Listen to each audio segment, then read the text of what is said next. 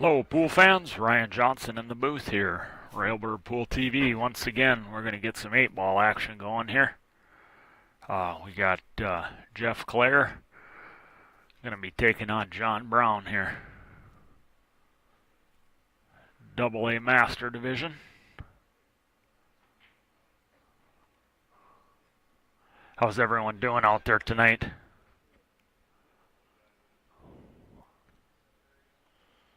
Brackets are pinned in the comments section, so hope everyone's enjoying their evening. We're going to get started with quite a powerhouse matchup here. I believe Claire's around a 725. John Brown's probably 780 or 685 to 690. Let me look here. Be able to tell you here.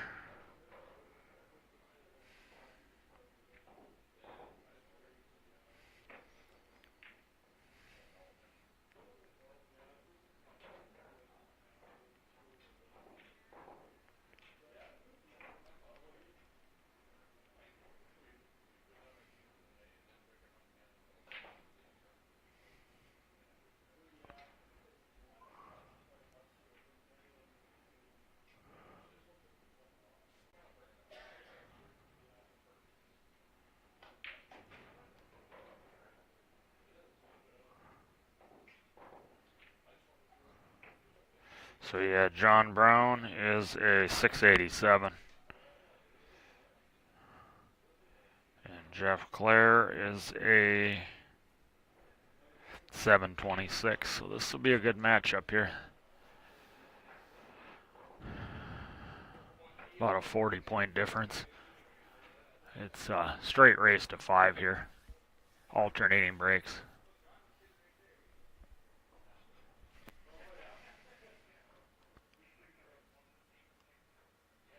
You're welcome, Mitchell. Welcome. Thanks for anyone that shares the streams and with their groups or anything like that. Just let them know there's some decent pool action up here in St. Michael, North Dakota here at Spirit Lake Casino and Resort. We got some really strong players up here.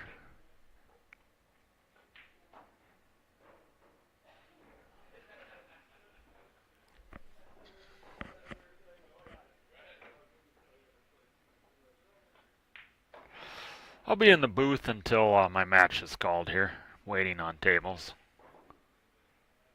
So probably won't be too long, but we'll see.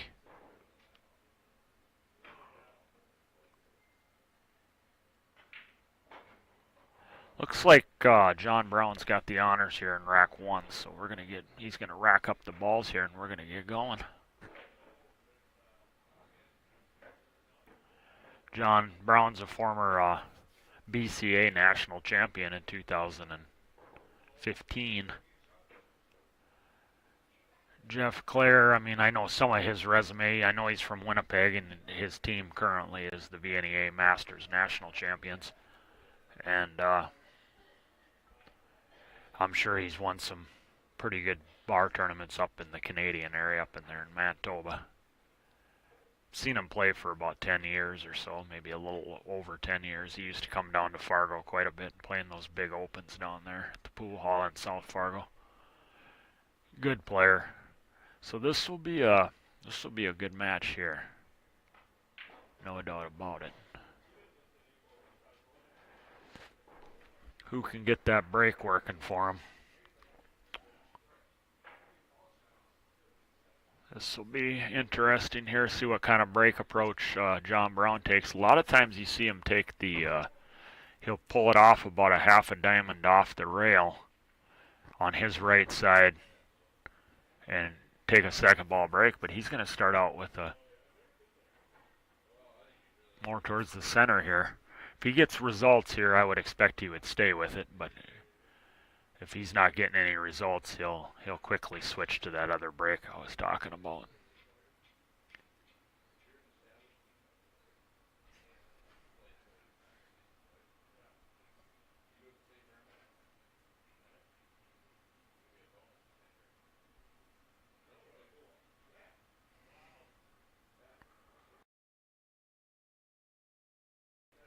So here we go.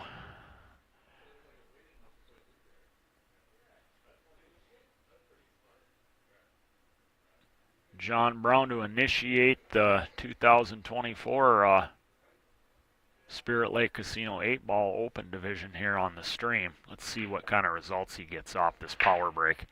He lost the cue ball to the rail there a little bit, but he ended up dumping the ball, but because of it, he's limited his options for sure.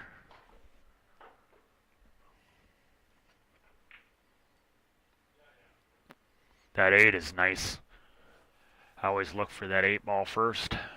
8-ball's sitting real good. Then from there, I look at which groups get me to the 8-ball the best. Overall, there's some nuances and different variances I use within that strategy, but just depending on where balls are on the rail and how tied up and where breaker balls are at, insurance balls, things of that nature when you're playing into breakouts, if you got to break anything out, where insurance balls are at and all that can, what kind of break shot I might have on the 8 to develop the 8 better if that's tied up. So there are some variances within that strategy, but usually after I find the 8-ball and work backwards, I usually take the group that gets me to the 8 the best. And then of course there are variances such as what do I have for an opening shot in that too. Sometimes you're just trapped and you really only have one shot you can play, and you don't have a defensive shot where you can bury him off the opening shot, so you're forced to take the one group. I think he's got, he can shoot stripes for sure. I don't know if he really has a good solid. The 4 might go by the 11, but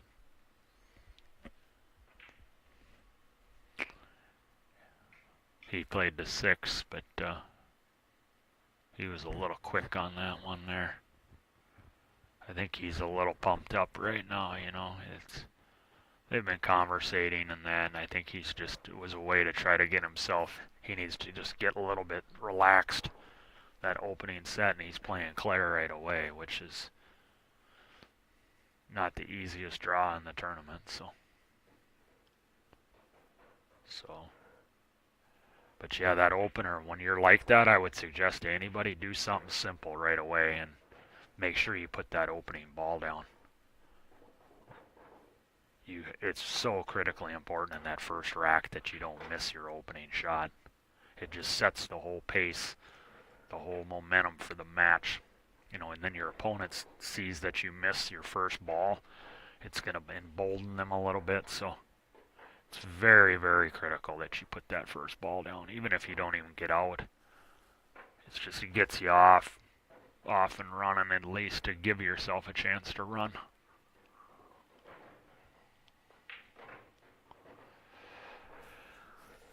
I don't think he has to move the 1. I think the 1 is fine, but you don't want to be using the 1 as a key ball. Not particularly. I think you can run into that stripe and just stop the cue ball off that 1. And that might be what he ends up doing. So, but you got to be real good on it though. So he got a little bit of, does the 1 go now? Okay, he got in on it right now. So yeah, now it's even better. He got in that keyhole there. That was good position. Yeah, he's ideal now, so.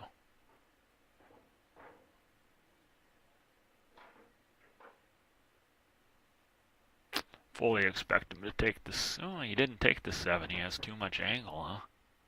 He must have too much angle for the 7. So he's going to take the 6. And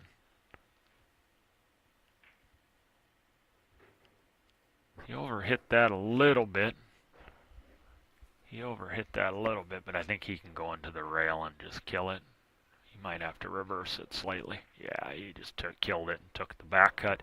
You don't really want to be taking these back cuts like this on the game ball. You'd rather be above him, but he should still get it. But I see more skids on these kind of angles than the other angle. Yeah, it clinged. It didn't really skid. It was cut-induced throw or a little bit of cling effect. Wasn't really a true skid, I don't think. But he got, like I said, he got below that ball because he got a little too far on that 7, and he didn't want to use inside English to straighten it out because he was afraid to, maybe he didn't want to miss that shot on the side. So that's a big, big unforced error there from Jeff, especially after John missed his opening ball. So early yet, maybe a little early jitters. They're not completely settled in. He might have to play safe here. He may play safe here, I mean.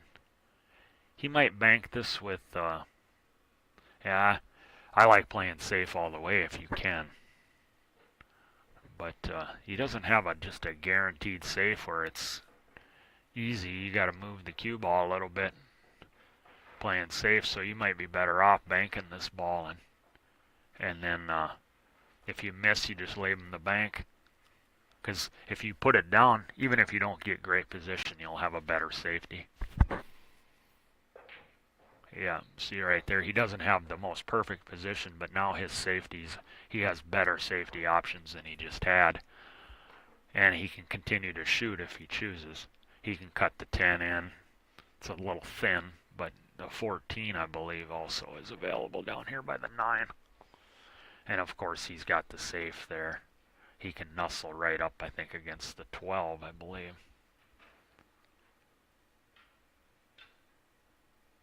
And he can just stick the cue ball right down here too, but I don't really like doing that because you're leaving him on one rail kick. Even trying to get on that 12 is a little bit touchy. You got to hit it really good without selling out, so I don't think he'll do that now that I look at it twice. I think he's going to fire at this, yeah. The safety's still not automatic, yeah, so that's a smart shot. Just keep shooting. He's going to be forced to take the 9 now. And he's running out of ducks here now, so he's running out of ducks real quick. So he's got himself into a little bit of a jam here, I mean, because you can see he's not 100% comfortable right now, and he's not cueing the ball where he wants to be cueing it. He's trying to get relaxed and loosened up, so this is not a hanger right now, considering how he's feeling right now. And then the positional value, or positional on it isn't exactly easy. I can't tell if he can roll this 10 and hook him right in and behind the 12 or not. I don't think he can. Don't think he can hit enough of it to draw it, like pinch it back right onto the 12. I don't know. He's looking at it. Maybe he can.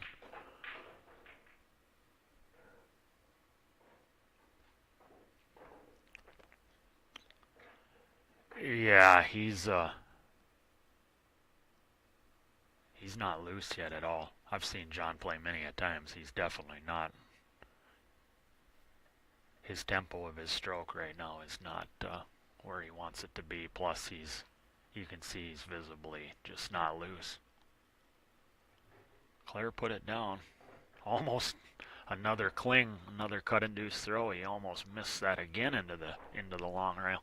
That angle. So they take note of that in this match. There might be a lot of dirt on this ball set right here.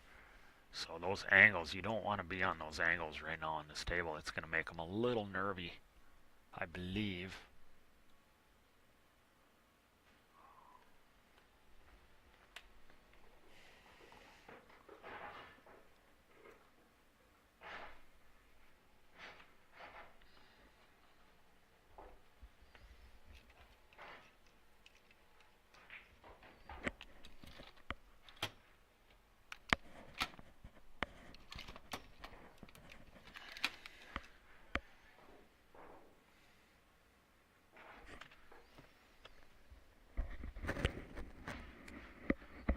So Jeff to break here in rack 2.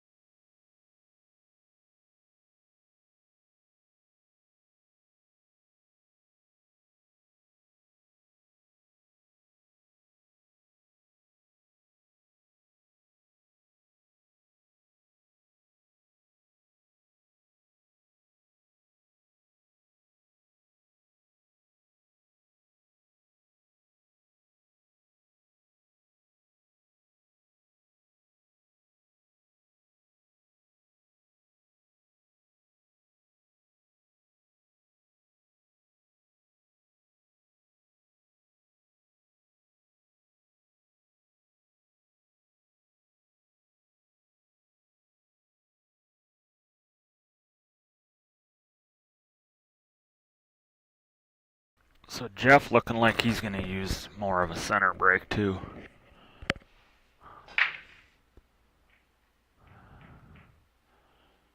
He ain't finding no friends there though.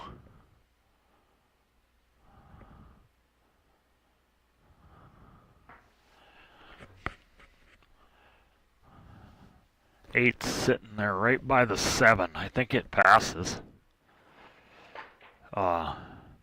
Definitely with the arrangement of these balls here. Let's see. Okay, the 8. Okay, you got that. Okay, the 8 backwards.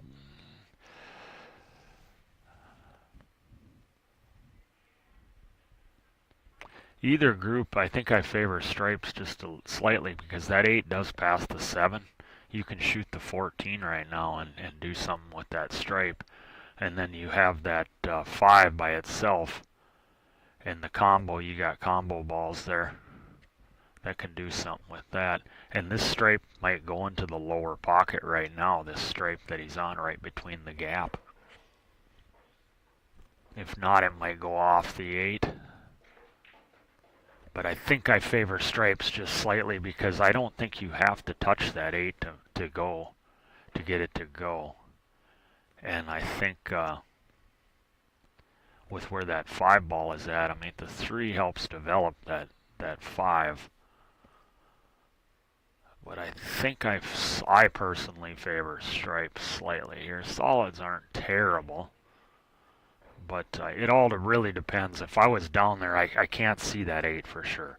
If that 8 does not go, if it's frozen up against there, I would probably take solids then.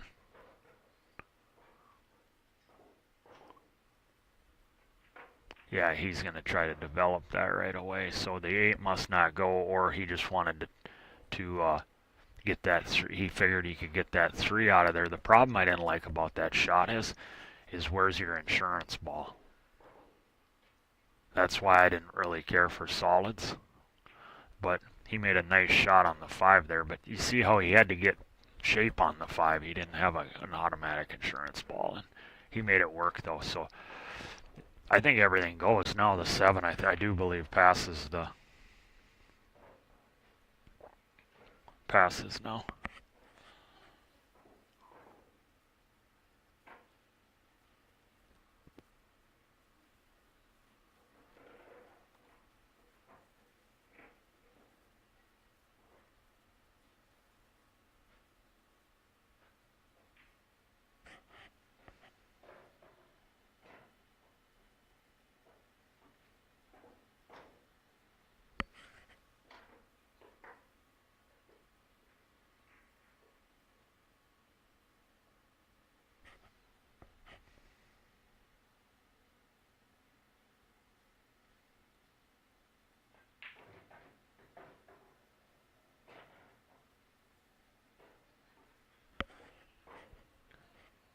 He's made it work. He almost scratched on that breakout, and boy, that could have been dicey, but he's making it work now. Now everything, he's in the clear now. It's a good run overall. I mean, he made it work. As long as the balls go down, that's the most significant part of it. If you can get, I mean, he's been in pretty good control ever since he made that 5, though. So that's caught a little bit of a break there. A little fortunate. But the thing is, he cashed it in, though, so that's the key. And this is loose. You can see now he's starting to loosen up a lot more than that. Got some pretty easy shots there, so he can let his arm out a little bit. Try to find the right tempo that he wants on that stroke.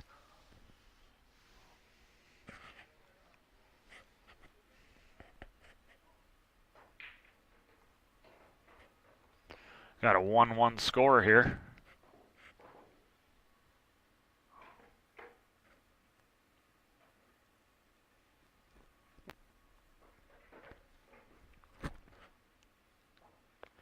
Howdy there, Tim. Thanks for tuning in.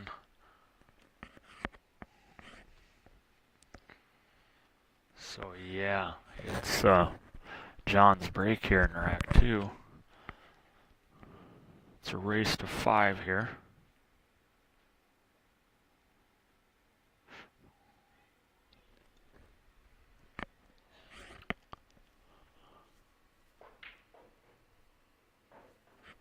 see if he stays to the same break he had. I mean, he got results on it last time he made a ball, so I would expect he's going to stick with it until and if he starts dry breaking with it, then he'll probably switch. It's a good break there, good control. It got kicked down though, but he controlled that cue ball off the snap real well there. He just got kicked down. He drove that ball into the back corner. I think he would take this all day long. 8's looking real good. Either group. That 1 is kind of by itself over here, so he's going to come around and take a look at that, because if you notice the stripes for starters, he doesn't have a hanger. He could shoot that stripe down in this corner here, but he's not going to do that for an opener playing 8-ball. There's no way. He's going to take the solids. So that means now he's got to figure a good ball to get himself on that 1. And you don't want to leave that 1 for your last ball. Ideally, you do not want to use the 1 as your key ball to the 8. So it's going to be interesting to see how quickly rather than later, sooner rather than later, he's going to want to get on that 1. There he goes forward. It must go down in this corner here by this stripe. So you see how he attacked to get to that ball, because he doesn't want to save it till the end. So that's a good shot, good thinking, good pattern strategy. It's a little on the rail here. He didn't want to be on the rail, but limits his vertical access ability to see the whole vertical access. He might have to elevate if he wants to draw or slide out. So, because I don't know, rolling through that ball I don't think is ideal.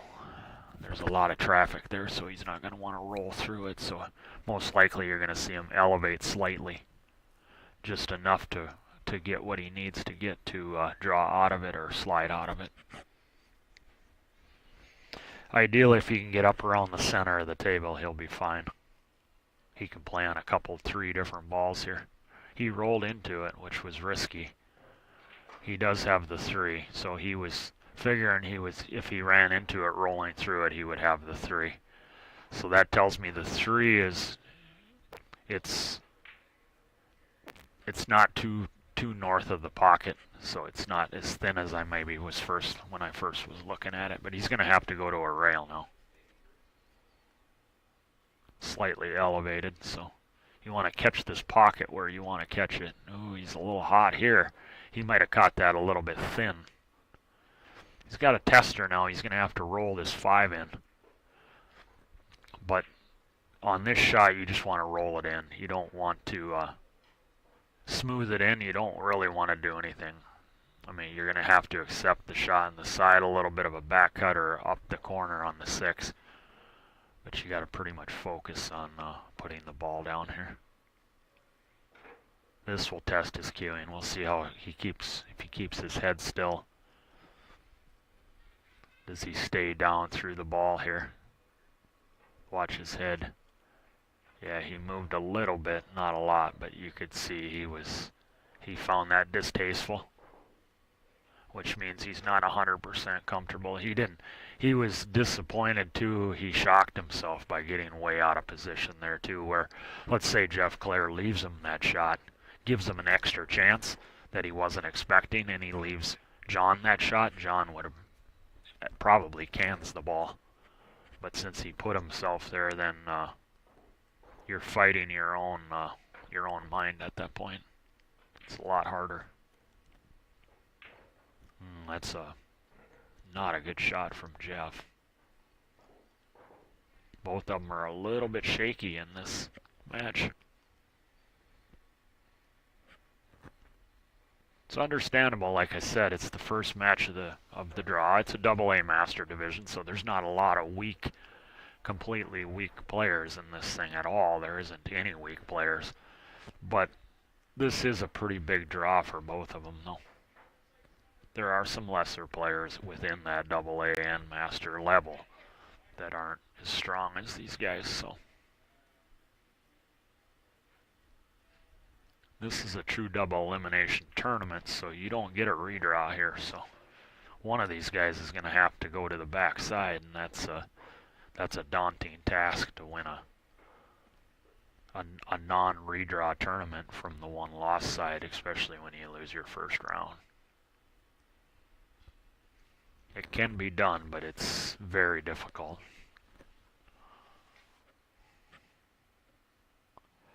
Got a little off angle here. He's got to come with a little bit of a shot. He might have to draw into this ball a little bit.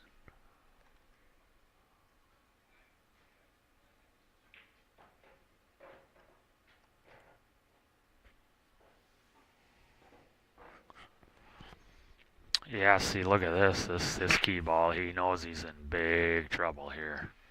This is the beauty of 8-ball right here, where if you're playing 9-ball, and that's the 8-ball, and you get, like I said earlier in the stream, you know, when you get wrong angle playing 9-ball on the key ball to the 9, you got all that real estate to work with. Well, now look at all the interfering balls. It punishes you. If you do not get a good key ball and good position playing 8-ball, you're in a world of trouble playing this game. He might have to try to go into the 12 here, thin, and try to go into the rail and make it come back down for the 8 in the side. I don't see anything else.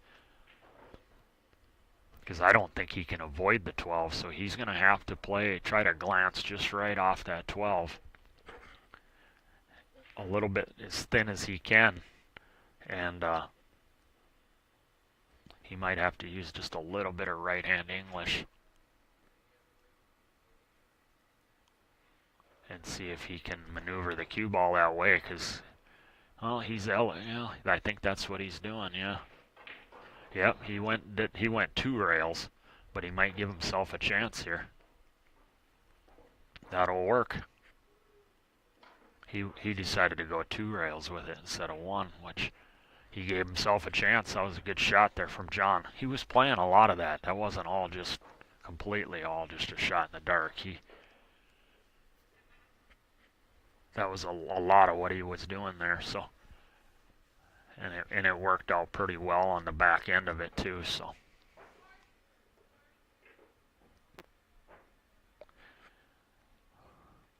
he composed himself pretty well there on that shot too. At first he was a little bit distraught at first, the first 10 seconds of looking at it, but then I think his mind clicked back in, the champion that he is. He clicked back into, well, I got to come up with something here. Great out there. He took advantage of Jeff's unforced error, and it now becomes 2-1 John Brown.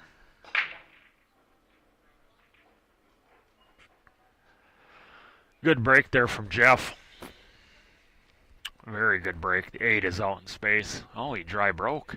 I thought he made a ball. Excuse me. Then that's disaster for Jeff, because look at the 8-ball. 8-ball is off by right. It ain't even stopped by nothing. So, and he's got starters with both groups. He can shoot the 15, he can shoot the 11, he can shoot the 2. He's got both groups here. I favor stripes if you can get them, just because of where that 4-ball's at. But the 1 leads nice to the 4 down here also by the 11 in the lower right. So solids aren't that bad. But he's going to shoot the 11 here. Overall, I favored the stripes just a touch more than the solids there.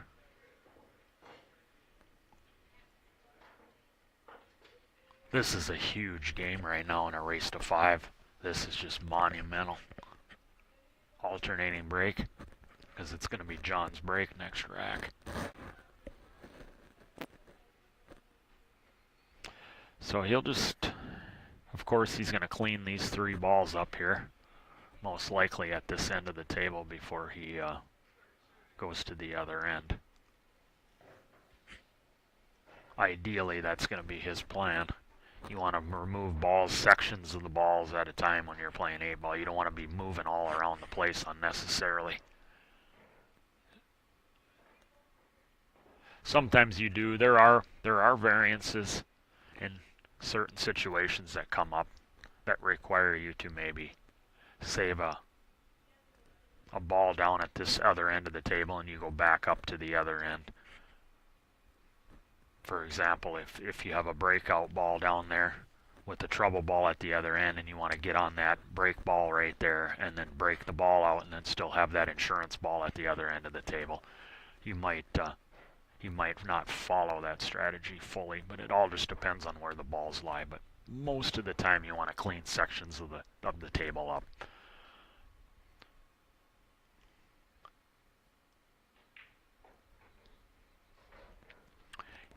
And it also helps for him that he doesn't have a lot of balls in the middle of the table here. So the 8 is kind of there. The 5 is slightly there, but overall it's pretty clear.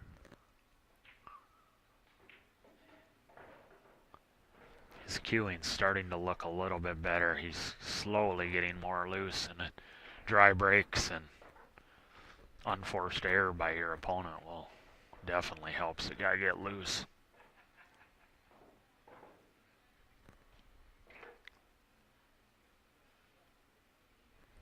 Can he close it out though? That's the key to 8 ball.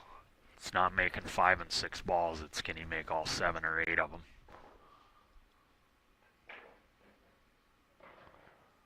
Ooh, slow down. Uh-oh. Uh-oh.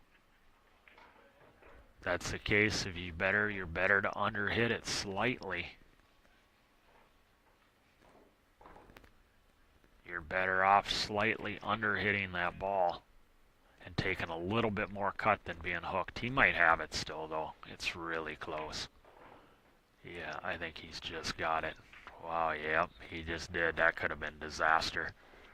If he'd have been over just a little bit more, he would have had to take a severe back cut on that 15.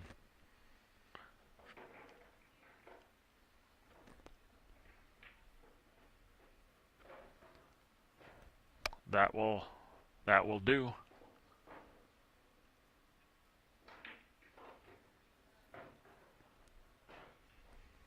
Good out there. He was fractions from being in big trouble there. Not dead. He wouldn't have been dead because he would have still had the back cut on the 15, but he would have had to come with a good shot, and then it would have been thin, so controlling the cue ball would have been harder. John takes a 3-1 lead. Race to 5 alternating breaks. He breaks here in rack 5. So if you're just joining us, welcome to Railbird Pool TV. Appreciate all the people on the stream tonight. Ryan Johnson in the booth. Of course, we're at Spirit Lake Casino and Resort in St. Michael, North Dakota. This tournament first started in 2013. It was an 8-ball open and a ladies open. 2 divisions, that was it. And now it's 9-ball division, 8-ball divisions, 3 different skill levels in the 8-ball open plus the ladies open 8-ball, and then there's a 3-player team event tomorrow, and then a 3 different junior divisions on Sunday. So it's become quite an event. Here comes John again. He's had success with that break, so he's sticking with it. If it ain't broke, don't fix it. He's made a ball all 3 breaks, so he'll keep riding that break until things change. He's got an excellent opportunity here. Look at the layout of this table. No 2 balls are touching. He's got a shot on both groups. 8-ball is relatively accessible.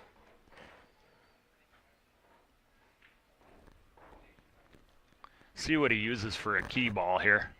Pick out in your mind, if you're watching out there, what you think his key ball will be, and we'll see if he matches up with you.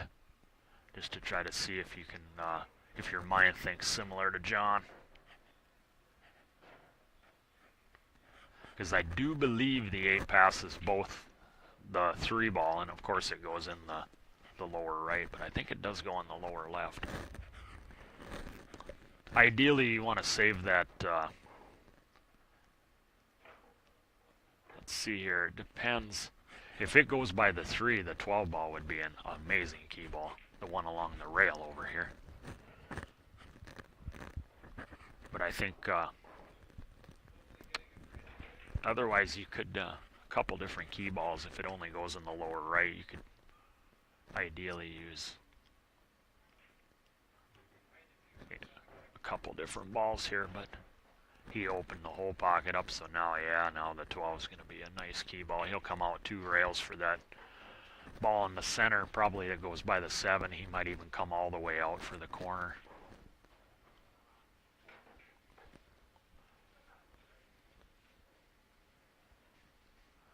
See what he chooses to do here. He's definitely shooting the 13.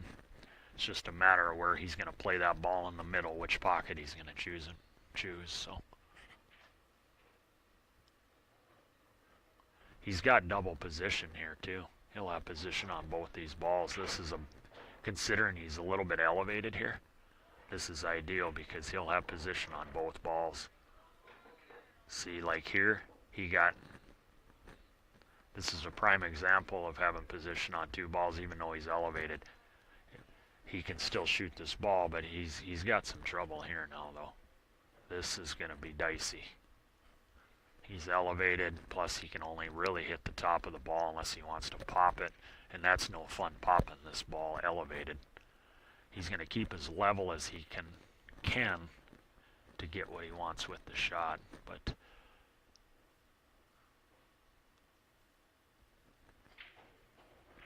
see how he handles it here.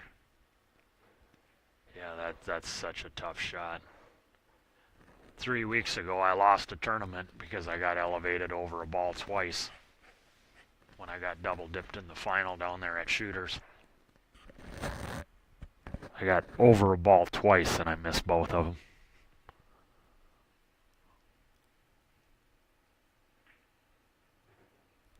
That's a big unforced error from John there, the position, and he knows it. He's sitting in his chair. He is not pleased with himself there. He kind of got over that ball and he was reaching, and it creates problems, you know, when you can't get a good bridge hand down. Something that you really want to work on if you got some patience. It requires a lot of patience to sit there and work on shots like that, but trying to build a technique up. But the problem with it is you cannot simulate the pressure you're going to be feeling when you put yourself in that spot that you shouldn't have, and then you got to try to perform that shot under extreme pressure of knowing that you should have never been there. And so, but there's some techniques you can learn.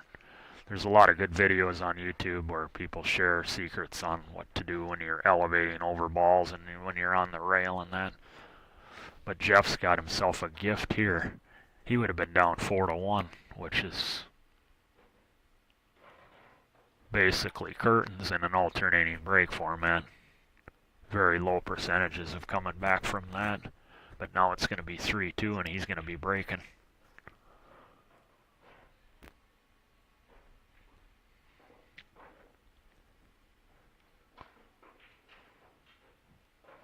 This could be a big momentum shift in this match because Jeff's going to get loose now. He's going to feel like, wow, I got a second life now.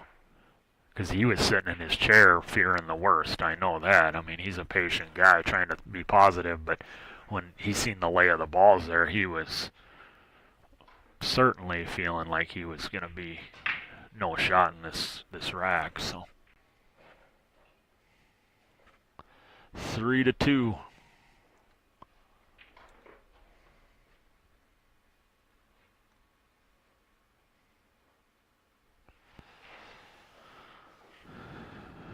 Jeff's from Winnipeg, Manitoba. Like I said, I haven't played him a lot like heads up. I played him a few different times in tournaments, but he used to come down. Like I said, he's come down to this tournament for years. Same with the Fargo tournament when they used to have them. Real nice guy from Winnipeg, plays real good. I played him at VNEA Nationals this year too. So we went all the way to Las Vegas and I ended up playing this guy. It was incredible.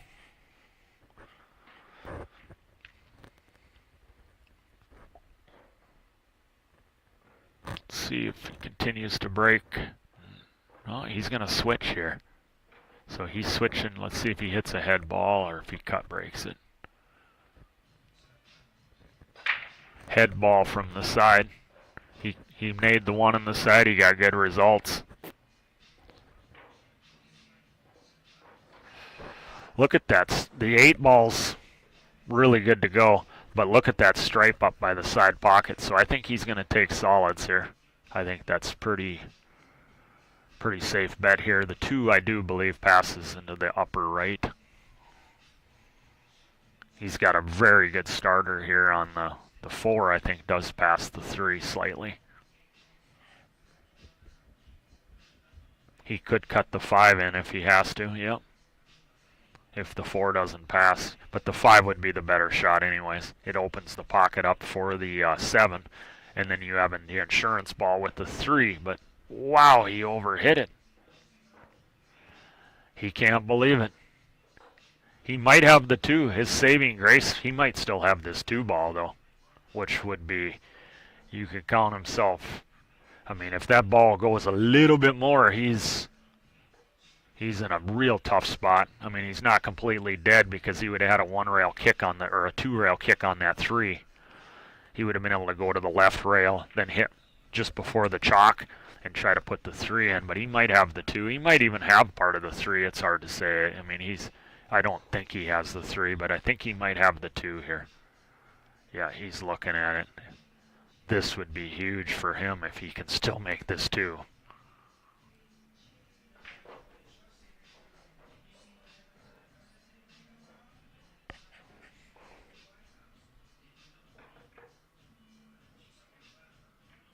He could.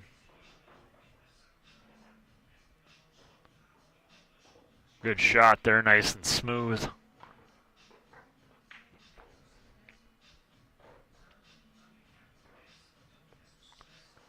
He's still got to get on that 7 a little bit too, and that's not the greatest key ball for the 8, you know, so he's got to play, he's got to have good angle control here.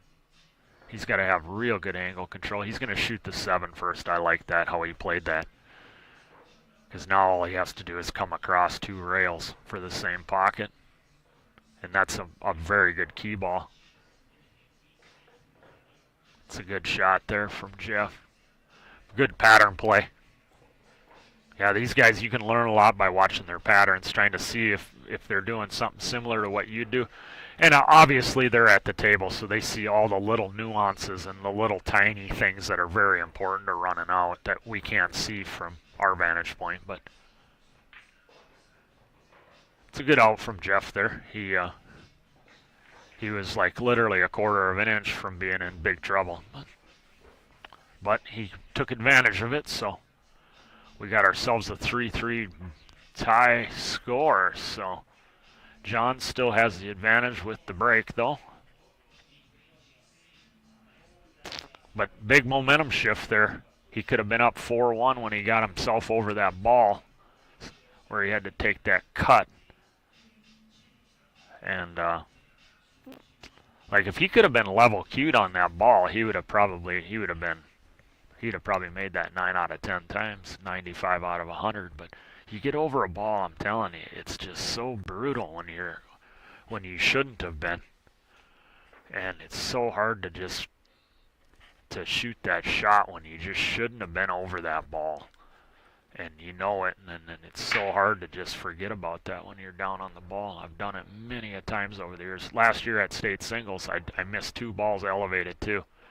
That cost me when I lost Hill on the winner's side of the redraw. So it's just disaster getting over a ball. It just changes the percentages so much. He's breaking good. He got kicked in though. His break is working good. He just got an unfortunate. That's the momentum. It's punishing him, just like we seen it in 9-ball earlier. When you make an unforced error you shouldn't have did, the game just, it's cruel.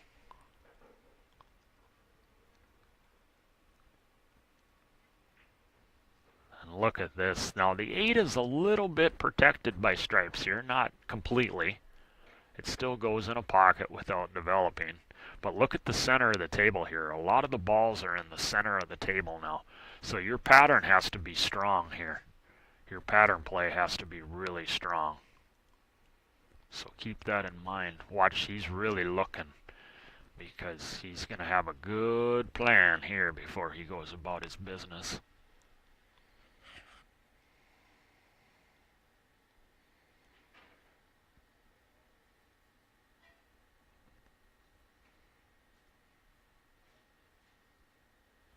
Yeah, a run like this, you can't afford to be all wild with the cue ball at all.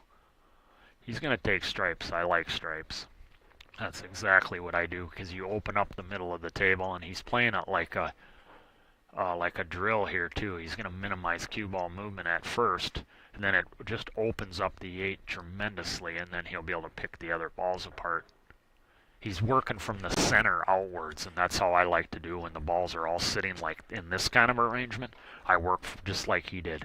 Work from the center and then work to the edges. Unless there's a ball like right dead on the rail where you got to take ball in hand and it only has like 2 ball lengths or 2 ball widths that you got to get in there and you have to play perfect position on it, then I might take that ball to start with. But there wasn't anything really like that in this situation.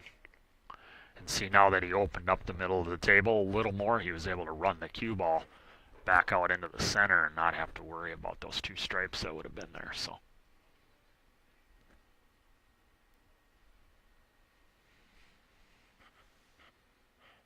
slightly hampered with his cueing here, but not too bad.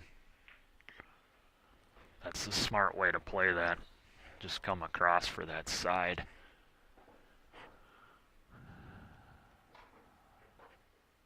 Yeah, he looks much more comfortable now too himself.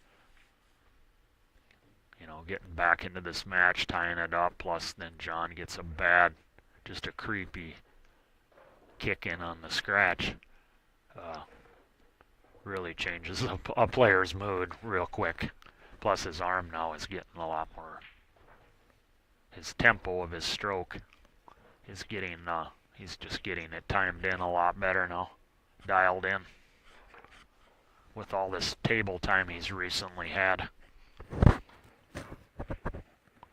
He takes a 4-3 lead with the break. So John's going to need something creepy to happen on the break, or a dry break, or an unforced error now from Jeff.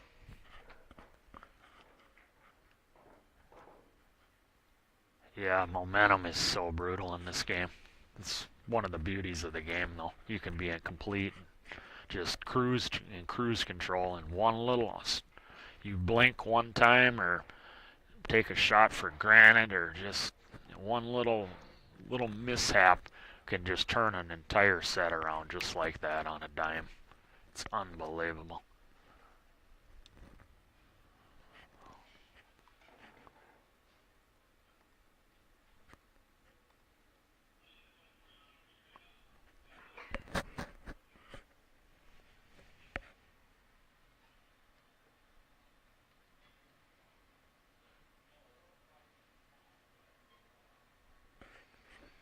Taking that head ball break from the side rail, it produced good results last time. So, ooh, he got kicked. Oh my gosh, he got kicked twice, 3 times, and the ball did not go in. Did you guys see that? Was it 3 times? Twice? 3 times it got hit. It was sitting right in the hole. It got hit by 3 different balls and didn't go in. That's so bizarre. I can't believe what I just saw there. Unbelievable. First, he almost forced it into the side off of a bad hit, and then it gets kicked or brushed 3 different times and doesn't scratch. That's unbelievable.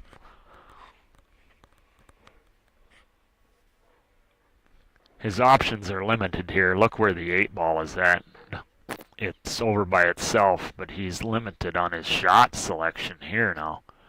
So this is one of those situations where getting control of the table with an opening shot is really critical, because you don't have a lot of options. And he ended up taking stripes, and stripes are they're very difficult here. That 11 ball has got some big value for him because it's blocking like I think at least 2 of the balls. The 7 might go by there. The 2 definitely breaks out, potentially. Maybe breaks out Well, he doesn't really have to break those balls out, but that 5 is in a bad spot. The 2 isn't in great spots, so yeah, he's got some work for sure. He's got the 3 all day long, but you notice he's not just gobbling up the 3. There's no purpose for that. Unless you do something of great positional value with that 3, there's no purpose for shooting that ball. So that's the mindset. Oh, excuse me, he stripes. What am I thinking? I'm confusing myself. So yeah, he's getting himself into trouble here now.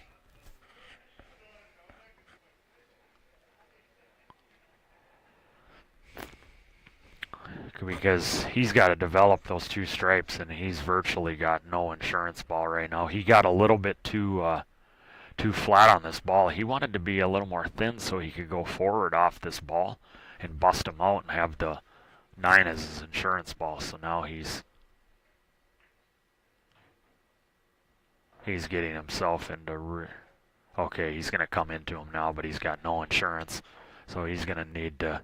He's got to have hit this good, but he's going to have to play for a little bit of good fortune here now. A little bit of a fluke. Because I don't know if he can completely control the outcome of all those balls there. That's asking a lot, but he's going to need to come up with something, and he don't have a good odds of...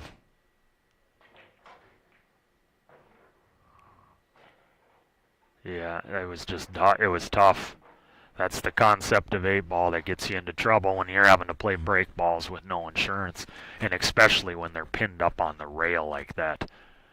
It's so hard to come up with the shot on those specific balls. It's different if there's like 2 balls of yours are tied up in like the middle of the table, and then you have no insurance. You're going to have more odds of coming up with a shot just because you might have a potential of more pockets to shoot at. But when it's near the rail, I mean, it's unless you just plow into them like with a lot of pace. See, I know like Rory there, if Rory was shooting that, Rory Hendrickson, he would have used a lot of power on that shot, I know for sure, just to try to move him big time. And he would have had to rely a little bit on luck, but just I know a guy like that playing him over the years, he would have used a lot more pace on that.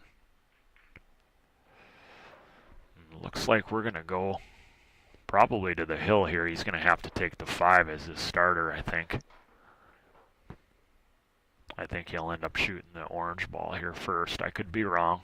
The 4, he might take the 4 if that's also difficult. He could play he could play safe too, but I don't think he's playing safe at this level. He's not going to play safe here with the ball in hand. He's going to try to figure his way out of this. He's got a lot of insurance balls as far as position insurance.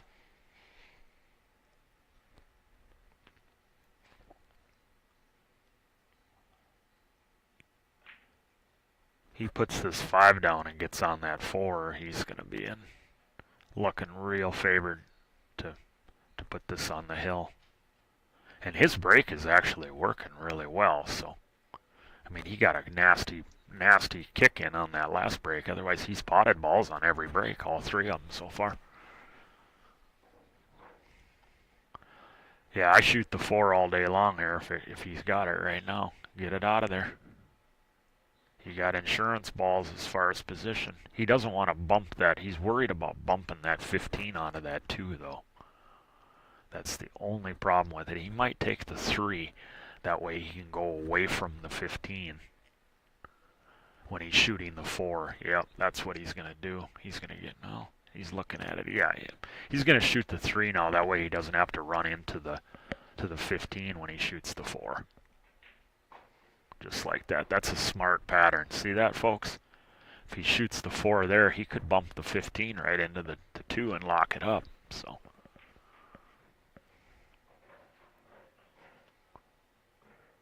he'll shoot the 2, probably then the 1, and then he'll be coming right into the line of the 7. He's got lots of real estate to get on from the 7 to the 8. I don't foresee him shooting the 7 now and trying to get on the 2. He could do that, but I don't think he will. He's looking at that line right now on the 7. You got to take the 2-1-7. It's perfect line position, but he's now thinking about shooting the 7. He's weighing all of his options. I like this here. He's looking at the 7 as his key ball. Yeah, you can't go wrong on that. You're going to be coming right into the line of that off if you get rather full on that 1, you can come 2 rails and you'll be coming right on that line for about 3 feet. You just want to get rather full on this. You want to get rather full on the 1 though.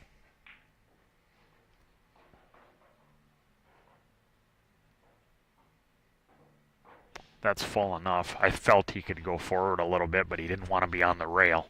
So he sacrificed a little more angle so that he wasn't cueing on the rail. But ideally, he would have liked to have went. I think he would have liked to have been a little bit, maybe another ball and a half forward. But this, I think, will work just the same. I think he comes 2 rails at it.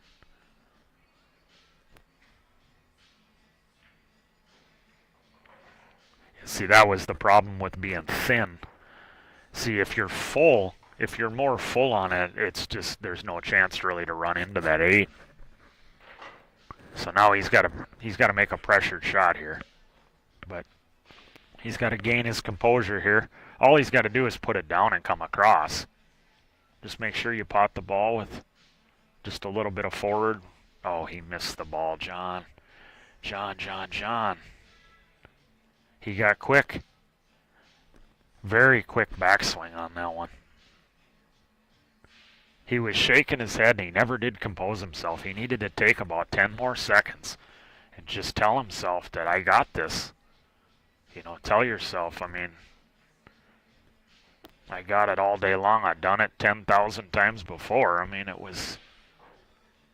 But pressure has a strange way of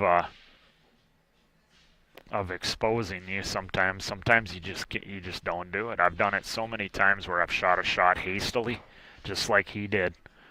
And then you're kicking yourself in your chair going, why didn't I just take 10 more seconds to gather my composure just a little bit more? And it sounds so easy, but when you're under pressure, you tend to the best way to alleviate pressure is to try to do something quick. That's what your mind is telling you, because you want to escape the pressure cooker. So you just get and do it quick so you can be away from that feeling. And that's what ends up happening. And Jeff Clare takes it down. 5-4. Yeah, that was a big game in that when it was 3-1 John and he got over that ball. Momentum totally changed.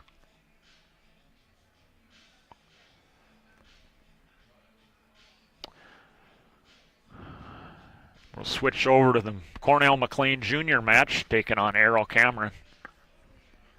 We got a 3-3 match right here. Errol's at the table. 2 Canadian players here.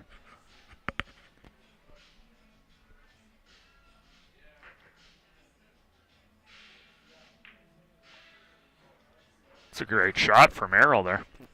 Very well cued. Shooting the ball into the side pocket, having to play some side spin, that can never be. I mean, it's not a guarantee.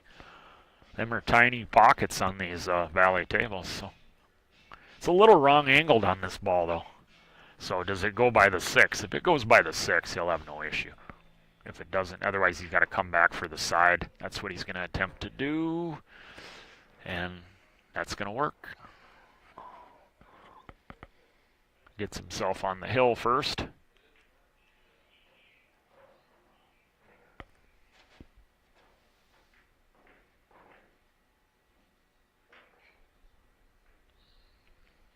And he's breaking. Chance to close her out here.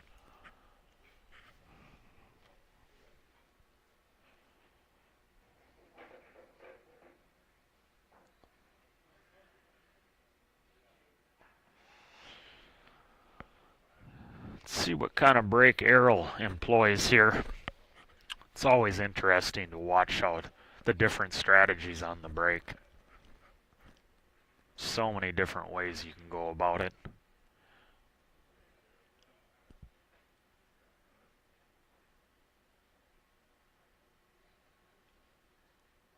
But all these top players, I'll tell you one thing, they got multiple different braking spots they can use. They don't necessarily just have one kind of brake.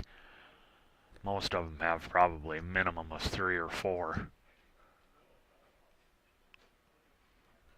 Myself, I got like 3 different second ball brakes. Just the second ball alone, I got 3 different ways I can play it. That's with hitting just the second ball cut brake. Well, it was Cornell braking. Arrow was up there. I thought it was his brake, but it's Cornell. He hit some good. I know Cornell likes to rear back, and good control of the cue ball there. He drove it back pretty good. He got kicked down a little bit, but can't tell if he's got a shot on the stripes because the 8 is sitting real nice. It goes in, as it sits right now, I think it goes in 5 pockets. All but the upper right. You know, that's without moving it at all. So anytime you got 5 out of the 6 pockets playing 8 ball for the 8, that's a pretty good 8 ball for you. You know, what I consider a good location.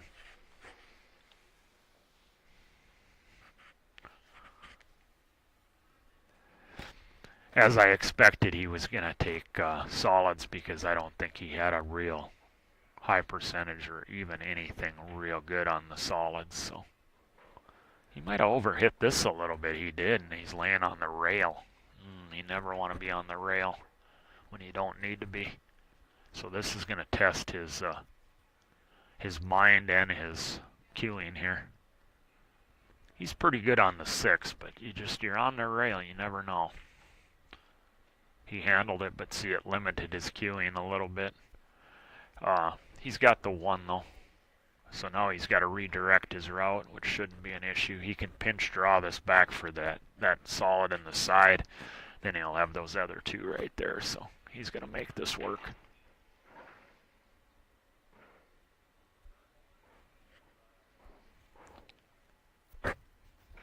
Yeah, he's looking real good here, but just make sure you leave it where you're not cueing over a ball or next to a ball here. I think he can just stop it and he'll have good position here. He doesn't have to do a lot. He might even draw it just slightly, but that's bringing the 8 in. Yeah, this will work. He's far enough away from that 8 to where it's not going to really hamper him a lot.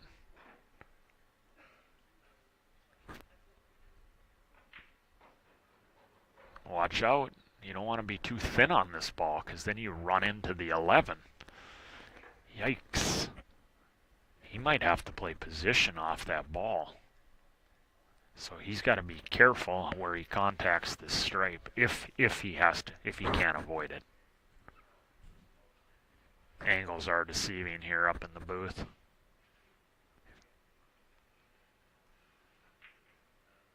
He played that good. That's exactly how I envisioned. If you just catch it about like he did, he was just going to be able to stay right there for the 8. But, you know, if you hit the north side of that 11 or something, you know, and you don't, with the wrong pace, you could get stuck right on that 11, or that 11 could come out and block you right on the 8. So he hit it good. We got another hill here, or a hill I should say.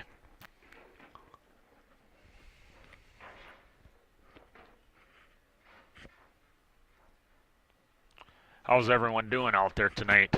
Enjoying the stream? A little bit of 8 ball action here. Thanks for tuning in. Still waiting on my match to be called. Now we get to check out Errol's brake here. Let's see what kind of brake he comes with. He's going to use more of a center brake also. So my guess is he's going to try to pop it back. You don't want to pop it straight up and down. You want to drive it back. He mishit it, and it's going to cost him. That's on him. It didn't get kicked. He lost the cube.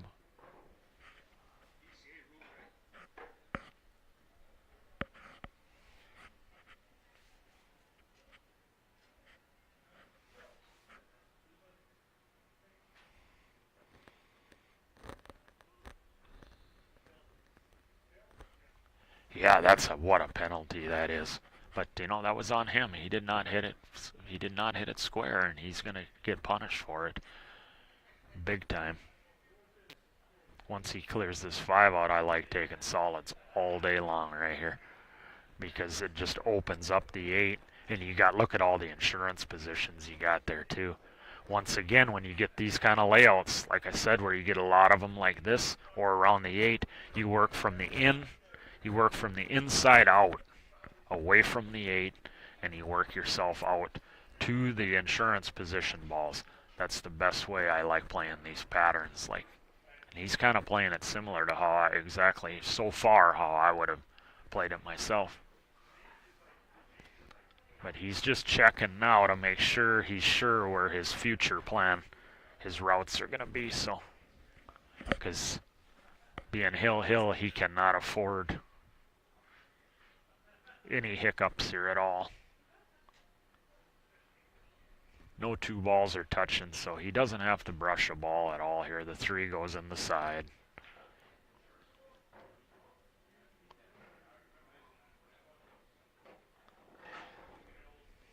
That will work, but that wasn't his best cueing. That wasn't his best tempo on his stroke and his timing. I mean, he got an acceptable shot, but I don't think he hit that ball completely, got through the ball the way he wanted to.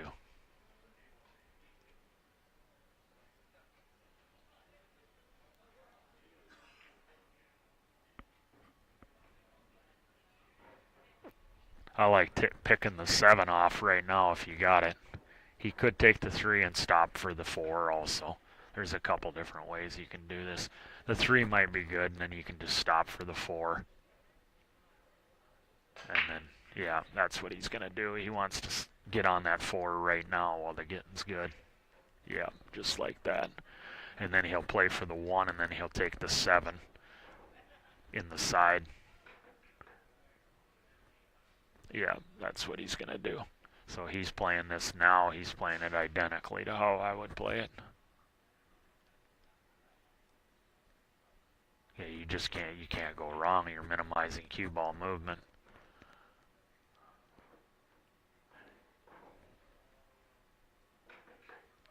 You don't have to get close to that 8. You just want to be off the rail. That's the main thing. Get yourself off the rail and don't be over a ball. Because we know how that goes.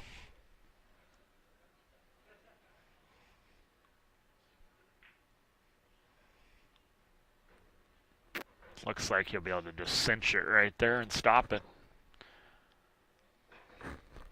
And then he'll want to...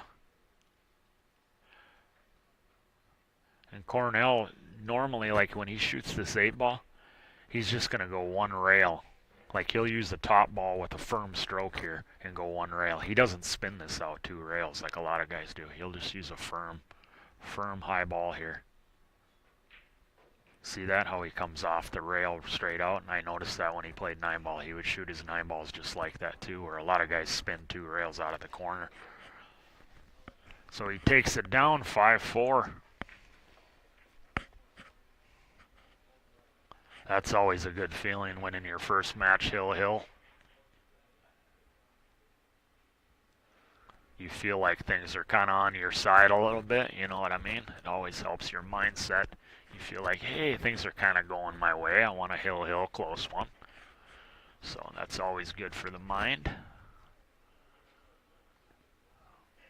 Jeff had the ultimate first round win, down 3-1, and he ends up winning 5-3, so.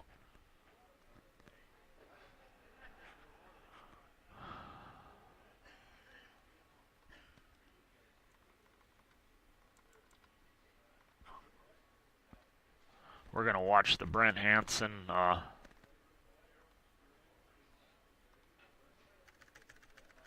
Mike Frechette match here.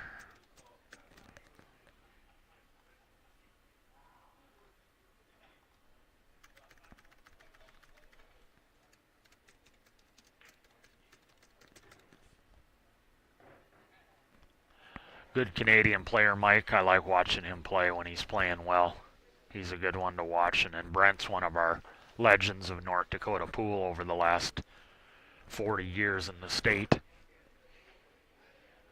You know, 35 to 40 years. This guy's one of the more accomplished players in our state, so this will be a good contest here. I mean, a lot of experience here with Brent.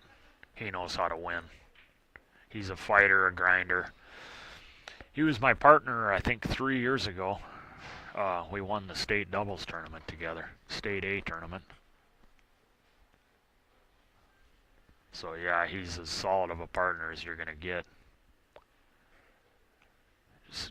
So much experience, and he's such a calm guy too. You know, when he plays, he doesn't panic.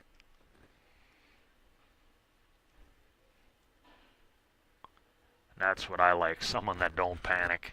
You know, thinks logically. And he's a good shot maker too. He comes with some good shots. He can make pressure shots too. He doesn't need to be straight in line, and he can get himself out of trouble. Smart player tactically, if he needs to go that way. So a pretty complete player here. He won Four Bears back in 2005, and we know how tough Four Bears is to win. Plus he's a state singles champion. He's a state team champion. He's won about everything there is to win in North Dakota.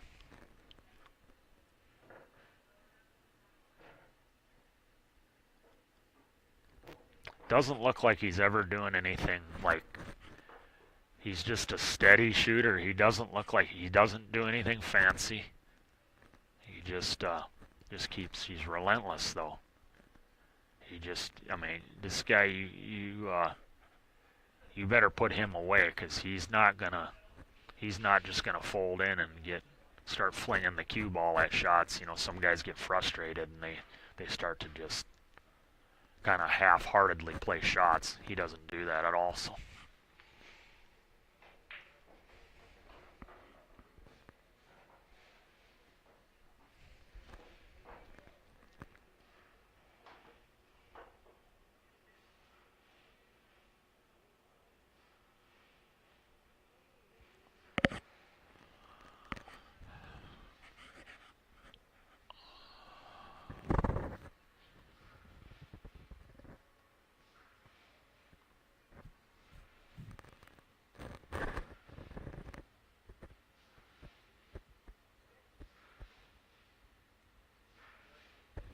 he's a rather deliberate player too. I wouldn't say that he's excessively slow, like to where you're gonna be like, come on. But he's not a rhythm player either. He's kind of in the middle.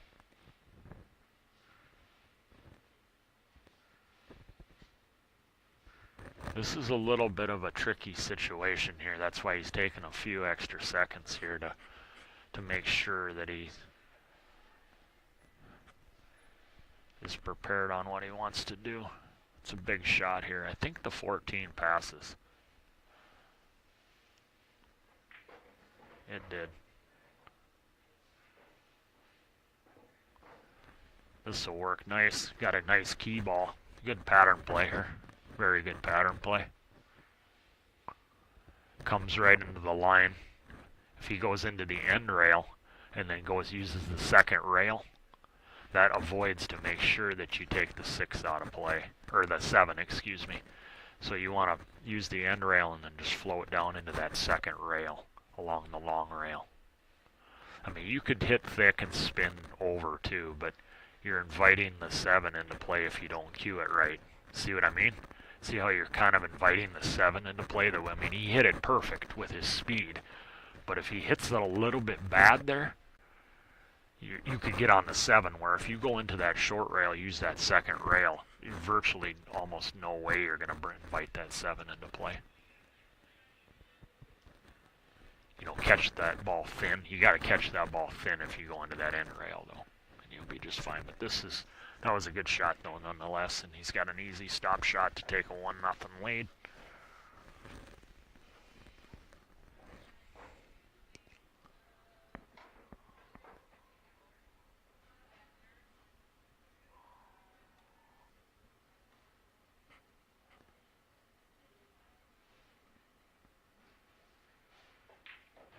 Yeah, he looks real focused and settled, the typical Brent. He always looks that way. This guy doesn't, you know, he doesn't. This guy is one of the hardest guys to read that I've ever played in pool because he, whether it's the beginning of the match or the late, he just looks the same all the time. I mean, it's very tough to tell what this guy's feeling inside. Where 80% of these players, the rest of them, I could, if you give me a match or two to watch them, I haven't figured out exactly what, through their mannerisms and through just how they maneuver around the table, what they're feeling. But with Brent, it's almost, it's very, very difficult.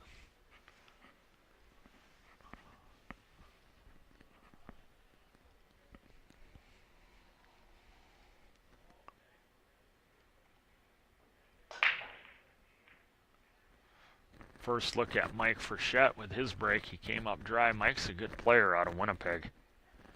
He used to come down to the Fargo tournaments also, and he got a couple second place finishes in a couple of those big tournaments, 9-ball and 8-ball divisions down there. And those tournaments were tough. You had Felix Beardy, you had Jesse Engel,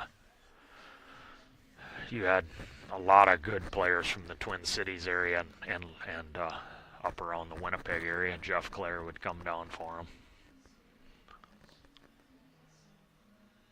So this guy plays strong. I mean, this is his second chance on the stream table too. He played today. He played earlier with the 9-ball. He didn't have his best showing in that particular match, but this is kind of a chance for him to redeem himself a little bit.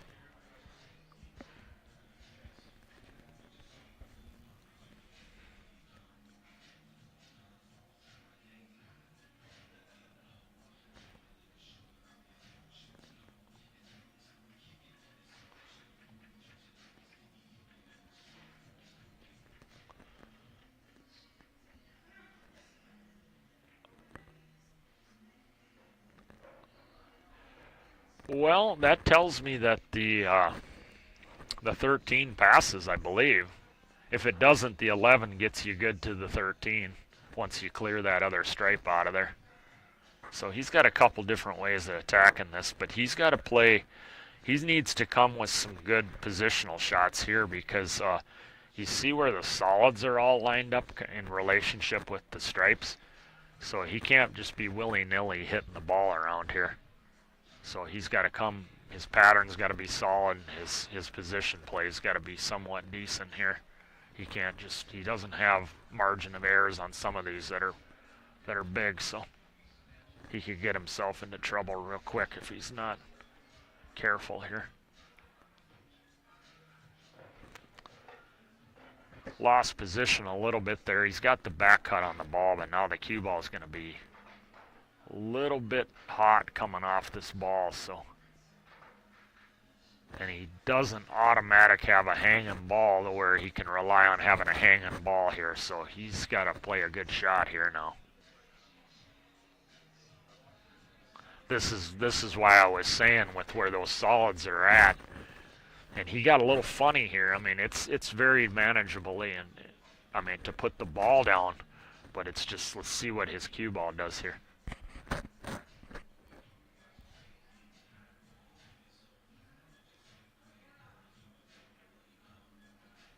He overcut it, and oh man, could have been disaster if he'd have scratched.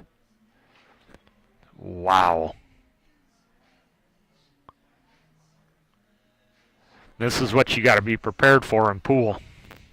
You know, that this doesn't put you into tilt when your opponent kind of does this to you, but you just got to be like, hey, he should have been out on me.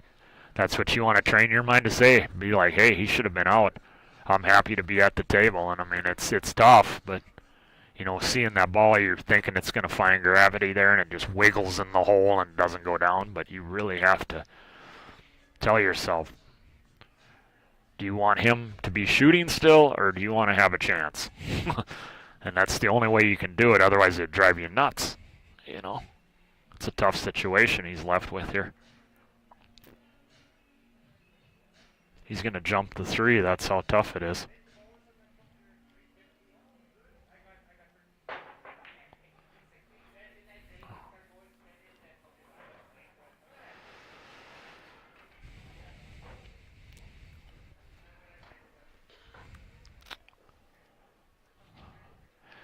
feel a little bad for the guy. I mean, but that's pool. That's what pool is. I've done it to people, and they've done it to me. So it is. It's just the part of being a pool player. And the people that can accept that stuff the best and not let them affect them going forward, whether it's in your next inning or even in the next tournament. You know, and the top players, they seem to let that stuff go a lot. You know, so I expect him to just let it go. I mean, he's a solid player. He's very capable of winning this tournament. Either one of these guys.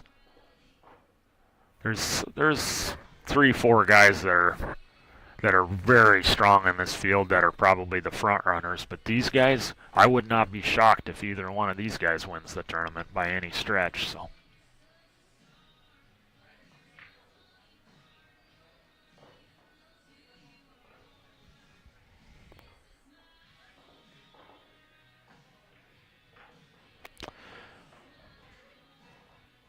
See if Brent can take advantage of that, you know, leaving him in that situation by accident. It's all for nothing if you don't cash it in. You got to punish him for it, you know. That really plants it in your opponent's mind when you can take advantage of it like that. And now use it and win in your next inning. You know, that will really test Mike's mental game for sure.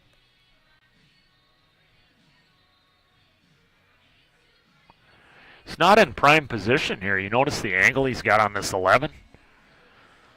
He wanted the other angle on the 11 so that he could have floated over a little, just really easily for the 9, you know. So now he's got to maybe he's got to definitely go to the end rail, I think. He might be able to draw away from this. Looks like he's going to draw away from it, yeah.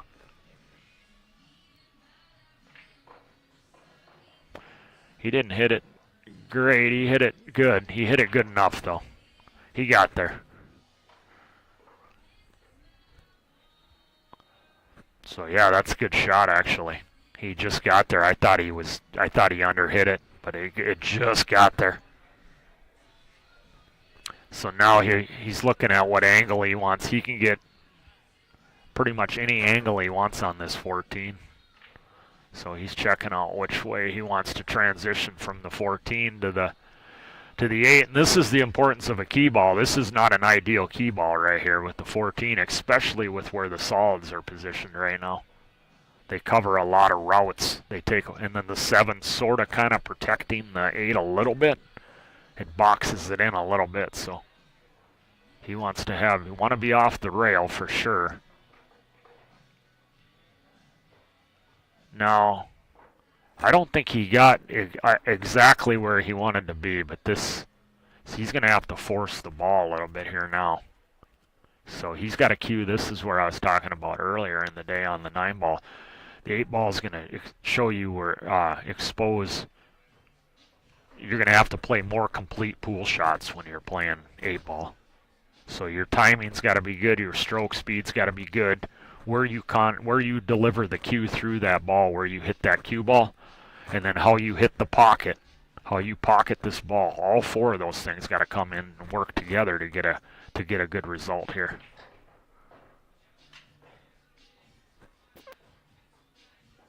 And it just didn't. He didn't see what I mean. He jumped up a little bit, so his timing was not good on that ball.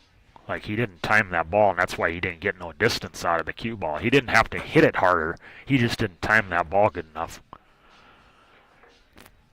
You get 15% more out of the cue ball if you just by timing it better, sometimes even more. So think about that. It's not how hard you're hitting it, it's how you're swinging the cue stick, the timing. Just like golf, just like baseball. It's just what it is, and he punched it a little bit there, and he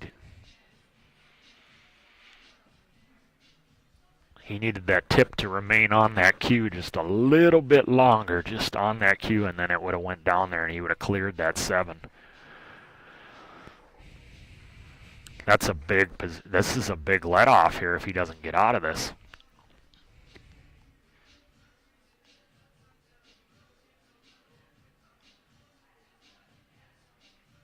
What a kick shot. He made that thing.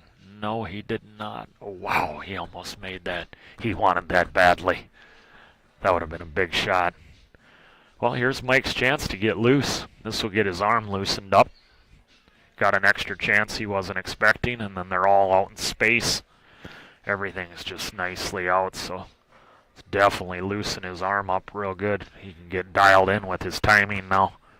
His tempo of his stroke, he can work on that a little bit and get it where he wants it to be.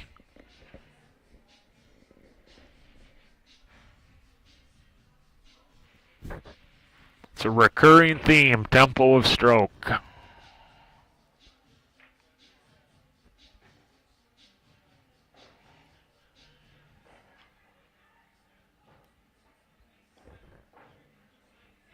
Hitting the cue ball where you're intending to hit it. Both those things lead to good pocket entry, you know, where the ball's hitting the pocket, and all that leads to good speed control. The speed of the cue ball.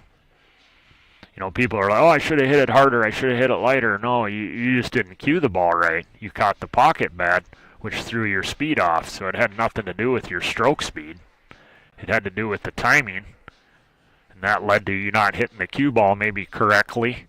Plus, it led to sloppily putting the ball in the hole, and then you get the speed is off.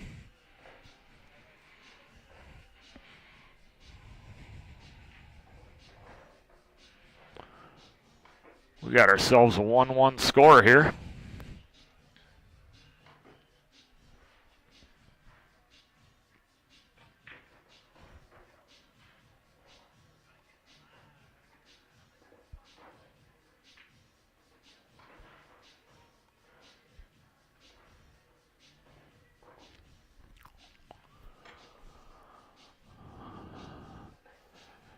Thanks again, everyone, for tuning in. If you're just tuning in tonight on Railbird TV, Pool TV here on Facebook or YouTube, we appreciate it. Ryan Johnson here in the booth. We're live at Spirit Lake Casino and Resort. It's in St. Michael, North Dakota on the beautiful Spirit Lake, as the natives call it, Spirit Lake. And then there's a bigger town just a few miles in called Devil's Lake. Back about 20 years ago, this lake was really rising. They had to build a huge levee to protect the town from being engulfed by the lake. But then they put an outlet in, I believe, to drain the water out of here. So now the road, they had built this whole road out to the casino, got built up massively with rock on both sides of it. And now the lake's going down, so the road looks like you're way up on the above the lake now. But Brent Hansen here to break here in rack 3. It's 1-1. This is his typical break he likes here. He cues off the, we used to call this the Canadian break, where you cue your hand up on the rail, and I do that all the time. The Canadian break. We used to call that all the time when I was, 20 years ago, 25 years ago. The players I played around, hey, are you Canadian? They'd ask me that. Are you Canadian?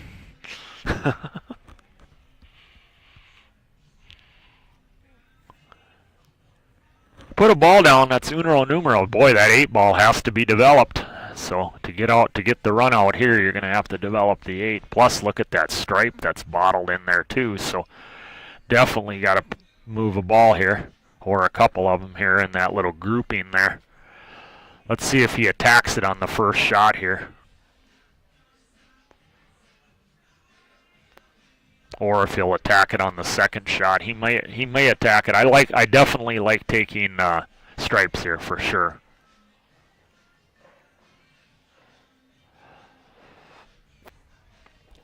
I thought he should have set up a better angle. He had a lot he could do with that particular duck shot he just played there. And I can't imagine he would have played for position on the 11 with that ball. See what I mean? He didn't play a real good position on one of these other 3 balls where he could have developed into that cluster. Well, he has the 11 as his insurance ball still. Now he's taken the 11.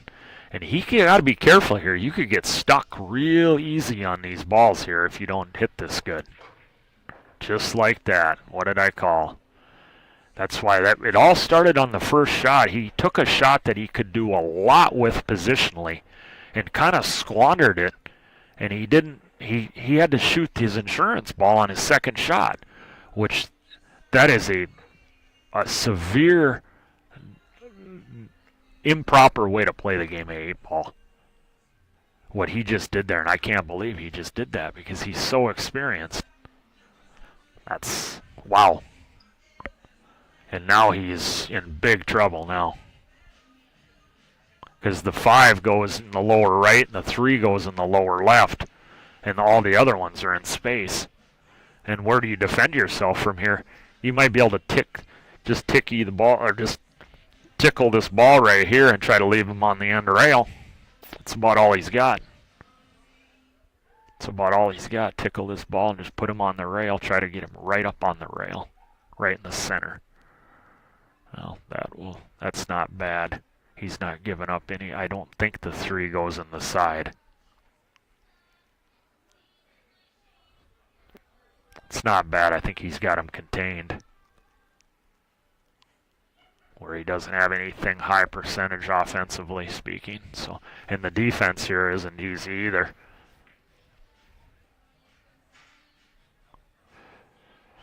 Yeah, Brent's lucky that there isn't a ball, like a duck. Like Mike didn't have a ball on this short rail down here. If Mike had a ball on this short rail down here, like one of the solids, then Brent would have been in big trouble. He wouldn't have been able to do that. He wouldn't have been able to get out of that situation he put himself in.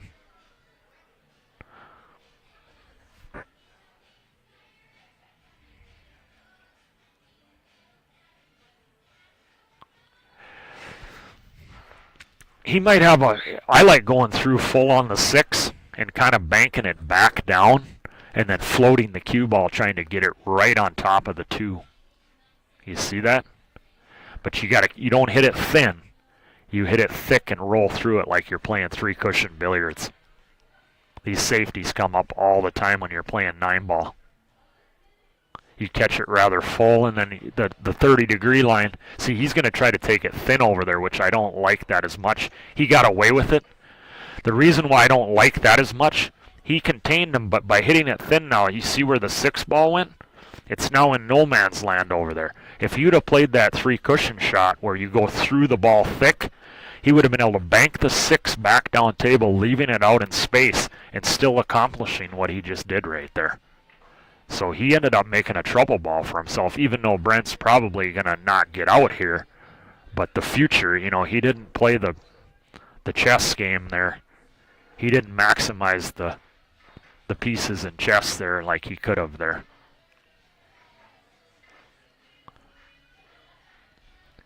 Yeah, practice those safeties because you don't always have to go thin through them. You can go through the ball and you can reverse with reverse English like you're playing 3-cushion billiards. They're just devastating safes. They open up so much more safes because if you don't practice them, and you don't see a lot of those. You think you just got to edge off the ball to get the ball to go to find that line, but in reality, you can still find a similar line. He would have just, what would have happened is he wouldn't have went deep into the upper right pocket as much, catching it more full. He would have went between the middle diamond and the right where he put his hand, grabbing the chalk there, and then it would have come right at the 2. Instead of kind of going deeper into the corner and then coming 2 rails and coming in behind there like that. He would have laid right on the back of the ball, and then he would have left the 6 right out in space. See, now it allows Brent just to do that because he's got the 6. He's got the 6 to deal with. See, Brent wouldn't have been able to play that. He would have been almost a dead man. He would have been almost dead if he'd have played it the other way. He might bank the 6 now. That's a possibility. He could play safe here too. Bunt the 2. I don't think he'll play safe, but he could. Yeah, he played safe with the 6. That was a good shot. I like that. Get it out of there, and he tried to bury him on the 2.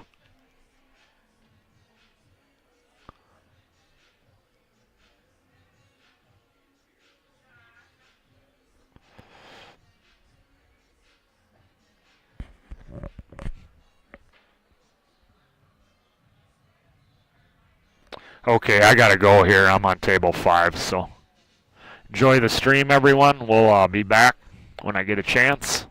So enjoy the good pool here. They don't have a score pad, so this is they're not going to be able to keep track down there. So you can go on mpapool.com and the real live scoring will be on there too. So I apologize. I got to get the pad programmed here. The battery's dead, and I got to get the code program the pad in so that it connects to the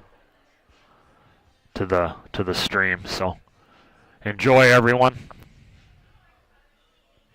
Thank you, Brian.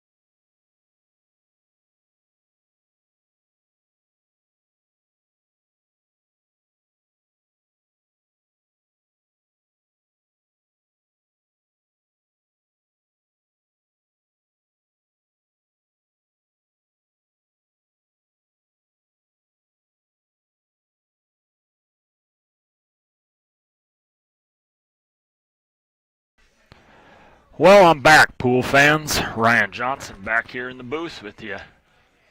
While I wait for my next match, I'm going to be on the stream table so you guys can analyze me for a change.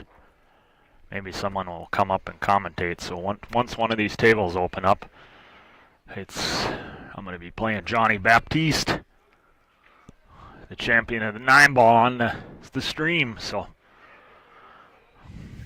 hope you guys have been enjoying the action here. We got a good match here. We got Jeff Clare taking on Monkman here, the two Winnipeg, Manitoba natives.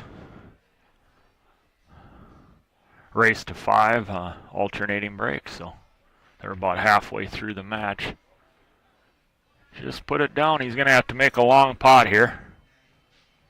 This will test his nerve right here. We'll see how he delivers the cue through this ball here. How's everyone doing out there? You guys can hear okay? Everything's cool? Give me a shout out if you can hear real well. Much appreciated.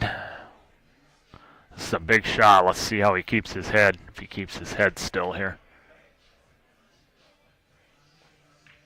He was up out of the ball. Yeah, he was lifting as he was stroking. So he just didn't. That's a tough shot. I mean, I don't care how good you play. I mean, unless you're hitting balls 6-7 hours a day practicing that shot over and over and over, that can get anybody. It can even get somebody that plays 8 hours a day. If you just get a little pressure, you're feeling the heat. You can, because if you twitch at all, move your head or your body before you deliver that cue through that ball, you're probably not making that shot. So, excellent, Dave. Thank you. Thank you, Ashley. Thank you, Mervin. Good shot there from Sean Monkman there. It's a big rack here. It would have been 4-2 Clare. That was a big 8-ball.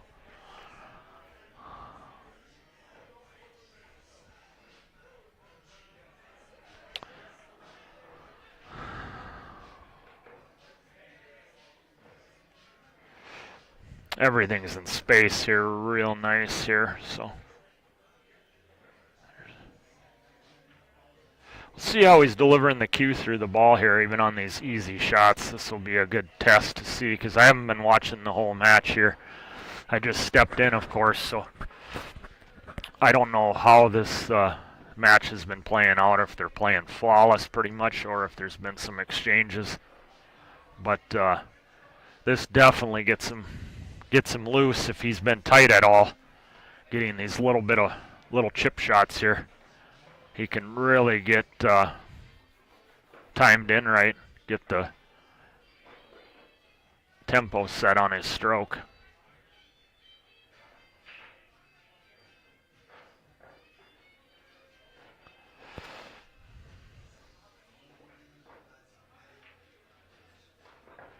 It's going to be 3-3 here, as expected.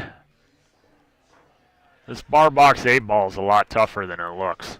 I mean, these pockets are big, I get it, but there's a lot of traffic to navigate around, and you can get into trouble real easily if you're not picking good patterns. Your strategy on how to remove the balls is huge. And then a lot of times compared to 8-ball on the bar box, compared to 9-ball, excuse me, on the bar box, the position areas can be a little bit tighter at times, so it requires even better cueing. More complete pool shots a lot of times, especially trying to break and run. I mean, that particular cleanup by Monkman there wasn't a good example of that because they were all out in space. There was no interfering balls. See what kind of break he comes with. I know this guy won the Four Bears. He's the reigning Four Bears Classic champion last spring out in Newtown, North Dakota. I was commentating. He had 2 perfect sets. He beat Tyrell Blowers, best player out of Wyoming, and then he beat Corey Duell. He played perfect for 2 sets. Not one mistake. No more races to 6. This guy has a big break. You guys probably have already noticed it. This guy breaks extremely. He's probably got one of the bigger breaks in the tournament. He really lays into these balls.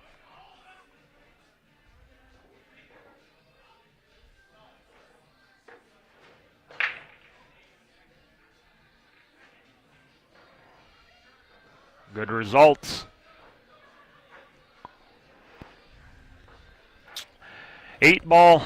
Once again, my strategy is always identify the 8-ball and work backwards. And then identify from there. Work backwards, see what gets me to the 8-ball the most, easiest. And then from there, I also look for starters. You know, what's a good starting shot, because it's very important to put down that first shot. And then, of course, which balls are tied up and all that. There are different situations that arise that force me to take one group over the other just because of where the cue ball happens to be off the first shot. But if I got good options, if I got good control of the cue ball and it's out in space, I really take the balls that work backwards from the 8-ball the best. And I'm definitely liking stripes here for sure. Stripes are definitely the way to go. And he kind of agrees, I think. If you look at it, I mean, solids aren't terrible either. I mean, I think either group you can get out on, but I favor stripes just a little bit more. He's got the 14, I believe, to start with. Solids, you'd have to play the 7 in the side or the 5. I mean, that would work. I mean, he made a good break there because either group really is doable here.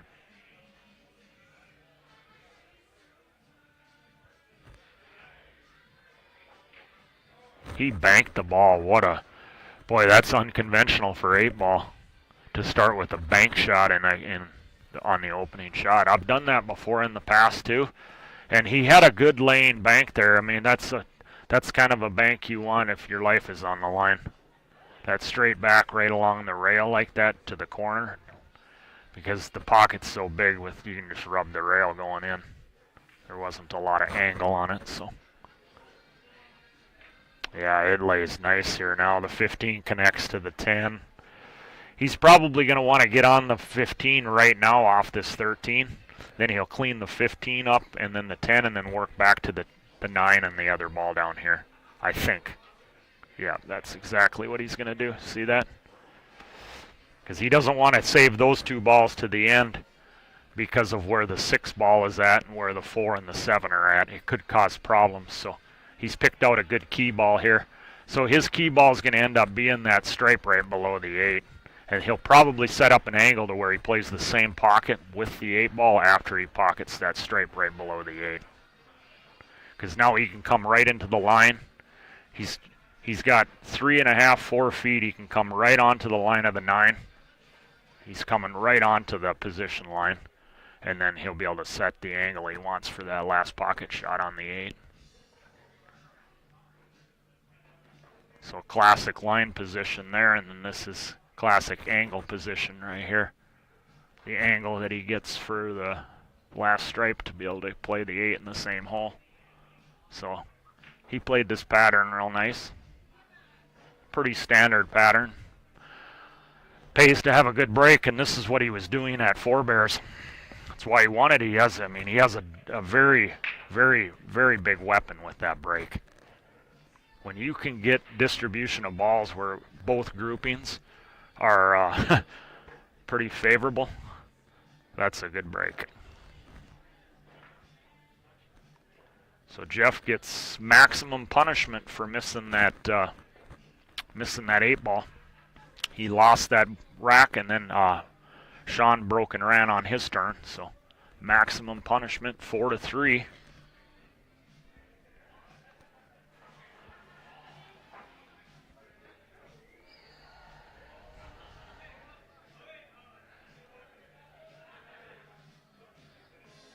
So yeah, once this match is over, one of these two, I'll be playing the next match down here. It'll probably be the final match, maybe on the stream, unless they put maybe a BC match on there or or a ladies match. I'm not sure where, but he's getting probably close to shutting it down for the night. He might put another one loss side match or something down here, because he's probably going to want to go. He might go a little later than last night, just because the team tournament starts tomorrow. So he's going to go with the head ball break from the wing. He got a ball down. He didn't get the spread that. You tend to see that a little more when you break out from the wing, especially head ball. You tend to see a lot of times you get a cluster along the rail, kind of like what you're seeing over there on the right part of the screen there. But at this level, Jeff's such an experienced player that his main concern is putting a ball down. He wants to attack the rack in a way that pockets a ball on the break, and that's his biggest concern more than anything. So the 8 there is sitting right next to the spot, so wonder if that 15 goes by the 2 in the side. If it does, the stripes don't lay too bad, really.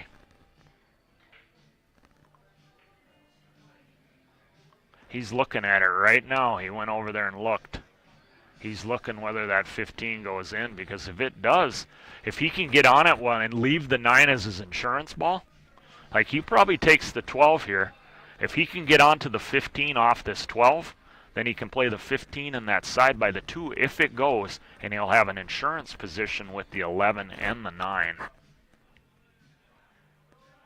So he's definitely looking to attack into one of his trouble areas, get on one of the tougher balls here off this shot. He's not just going to play position for the 9 or the 11. He's going to use this good shot on the 12 to do something with one of these balls down here. He might take the 13 first too, and then play the 15.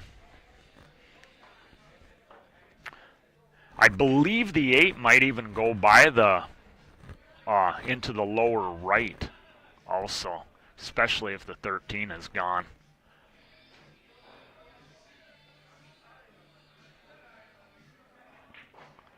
So he's not, I mean, let's see what's going on here. That 15's got to go, because the way he's playing this,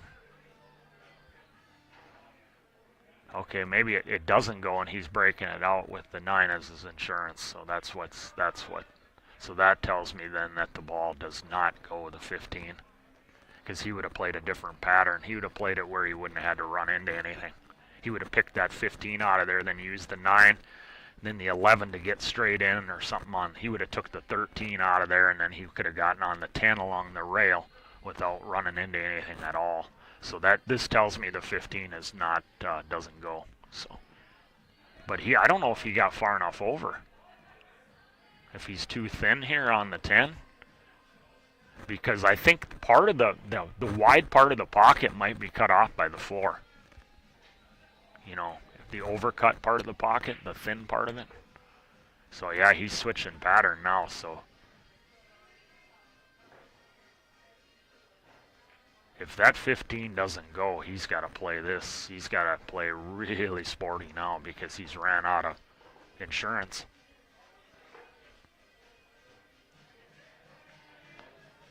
Because now he's forced to shoot the 9, which is his insurance ball. He can get on the 10, but then how do you get to the 15? You know, you got to have some kind of angle to go into it. I don't think it goes anywhere, I don't believe, right now, because I think he would have played a different pattern. I really do. If it would have went without moving it, I think he would have played it differently. So he got good on this ball. I mean, he's got the... He can work the cue ball here for sure. But boy, he's going to have to find a really good line coming into these balls, because he's got to come up with the shot on the ball. He's going to have to power through this. I don't think you can finesse this ball. You got to power through it and take a chance, because you got to clear through those balls and not get stuck in there and that.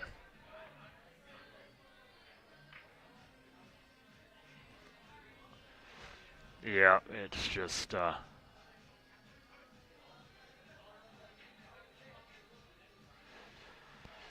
Yeah, he wanted to get that 10 before, when he had that 9 as his insurance, and when he was forced to take the 9 and get it out of there, he was in big trouble. He was starting to really get in a tight spot. That's the importance of getting that trouble out of there as soon as possible. Early in the run if you want to really run out. Otherwise, you're playing low percentages at the end of the run.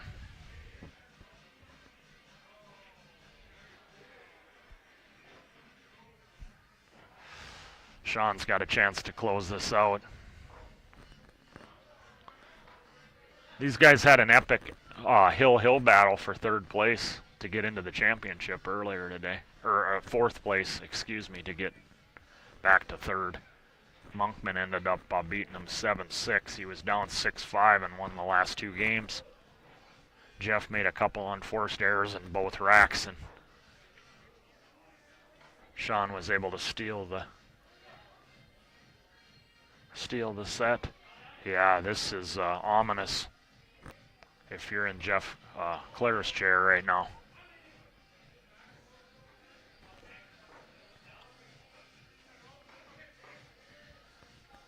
Barring some unforced error here, a major mistake, Monkman's going to advance on the winner's side.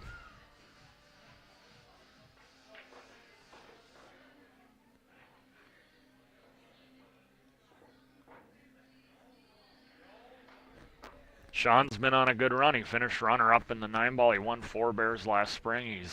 His team won the National and VNEA Championship. Masters division. In fact, Jeff Clare plays with him too, so he's on one of those stretches, and I've been there too, where you just go on a tear winning tournaments. He's won some big ones though.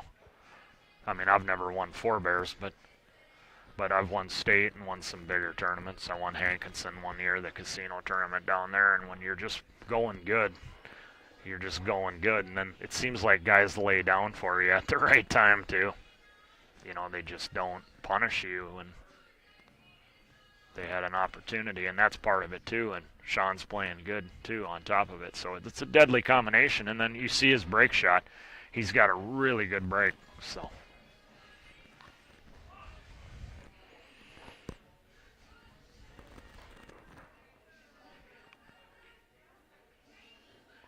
There it is. So I'm going to be down there. As soon as it goes through the system, I'll be heading down there to play. So you guys enjoy my match. I get to play Johnny Baptiste, so here it goes, folks. Enjoy.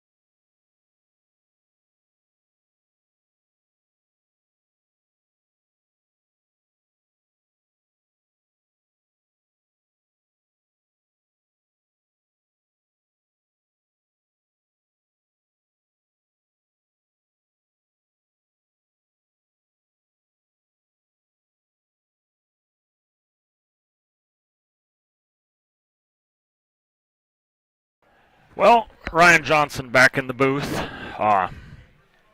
How's everyone doing out there?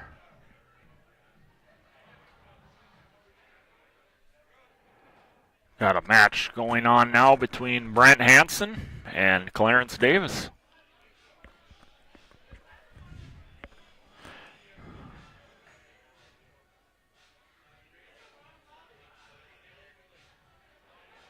Yeah, McKinney Mike, yeah, Johnny plays good. I mean, I missed that 8-ball and one positional mistake in that other rack. Otherwise, just those 2 little shots. But yeah, you can't do that on Johnny. He's a smooth operator, that guy. He's fun to watch. Be nice to play him, for a few hours one afternoon just to get in that. Just to play him and just to enjoy watching him shoot too. That would be a lot of fun. Just to have a long session or something.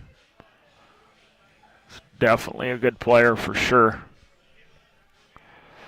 Yeah, you're talking 745 Fargo rate. I'm a 658. Yeah, he's got me. He's a solid player. Number 9 out of Canada on the Fargo rate, so he don't make a lot of mistakes. Yeah, he closes the door. Like I missed that 8-ball. He just doesn't do that. Hardly, rarely ever. So that's the difference between me and him. So it was fun. So Clarence at the table here.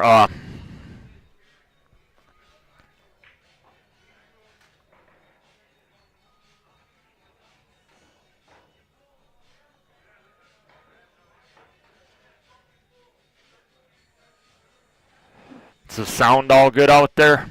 Everybody can hear well?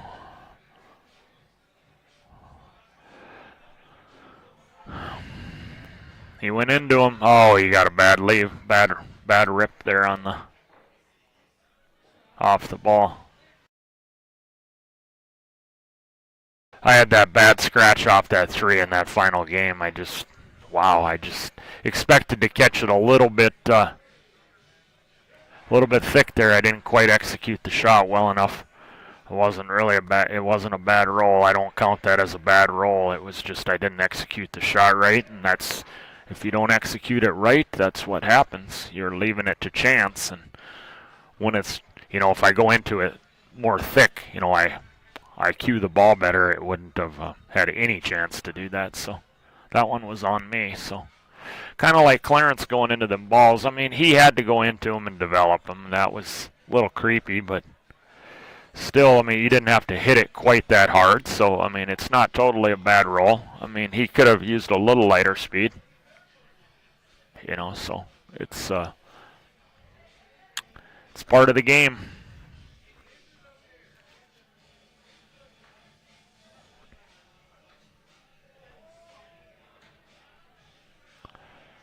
We got Brent at the table. I'm going to go check the score out for you because they haven't been using the live scoring here. So I will be right back and I'll get a scoring update.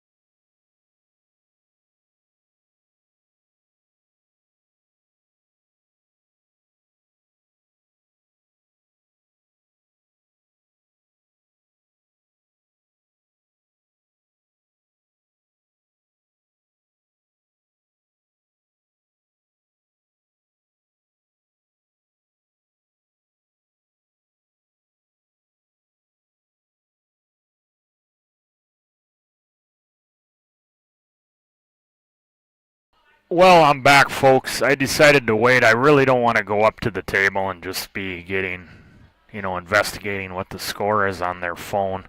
So what I'm going to do is I'm just going to wait till this rack is over with, and then I'm going to go get a score confirmation when the next guy's racking. because I just don't really want to go up to him in that, because it's something that I just don't want to be involved in the match. And little things like that, I don't like to do that stuff to other people, because yes, they have to concentrate and they got to be strong, but I have no business going up even near their game. So, in that kind of regard, it's one thing you're walking kind of by through, like in a bar and stuff. I mean, there's nothing you can do about that stuff.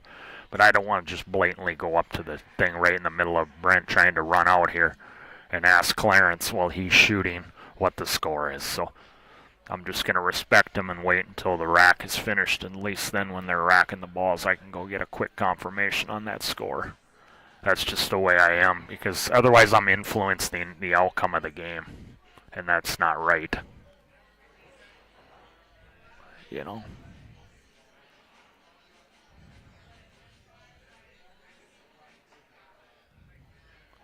He's got a tight shot. He played a safe here. I don't think he got the rail. I think he might have given up ball in hand here. I think he might have got the rail. Yeah, maybe he did get it. But I don't think he wanted. He was trying to protect the 2, I believe. I think he grimaced a little bit there, because I think he did give up the 2. He didn't want to give up that ball at all. It's tight queuing here. The 8 will bank once that 4 is out of there, plus the 4 will open up the pocket if you go off you can go off that 13 and open up the pocket too. This is not going to be, I was going to say bad things look like it might be happening there. So how is everyone doing out there? We got a lot of people out there on the stream. Can someone let me know about the sound? Just give me a thumbs up or something, or say that the sound's good in the stream, just so I know there's someone out there. And it's all working fine. The picture quality's good.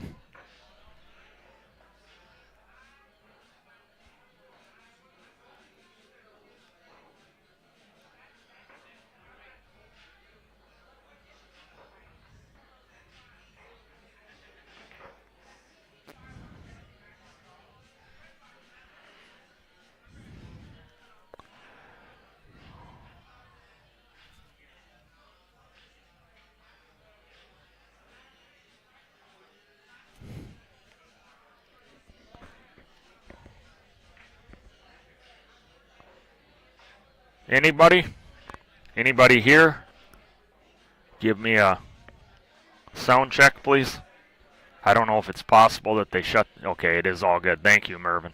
Appreciate that, because you can get copyright infringement sometimes off of Facebook, so.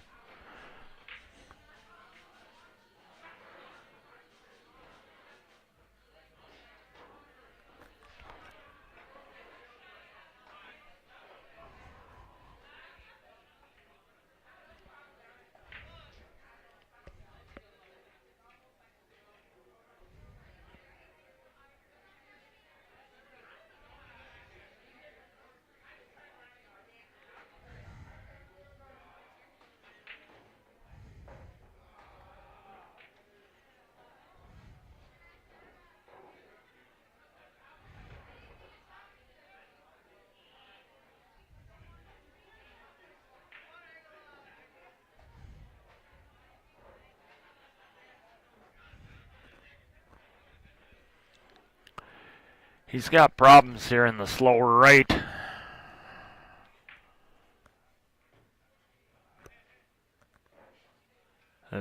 He knows he's just not laying good. He's going to end up punting here. He's going to try to put him in behind the 9 here.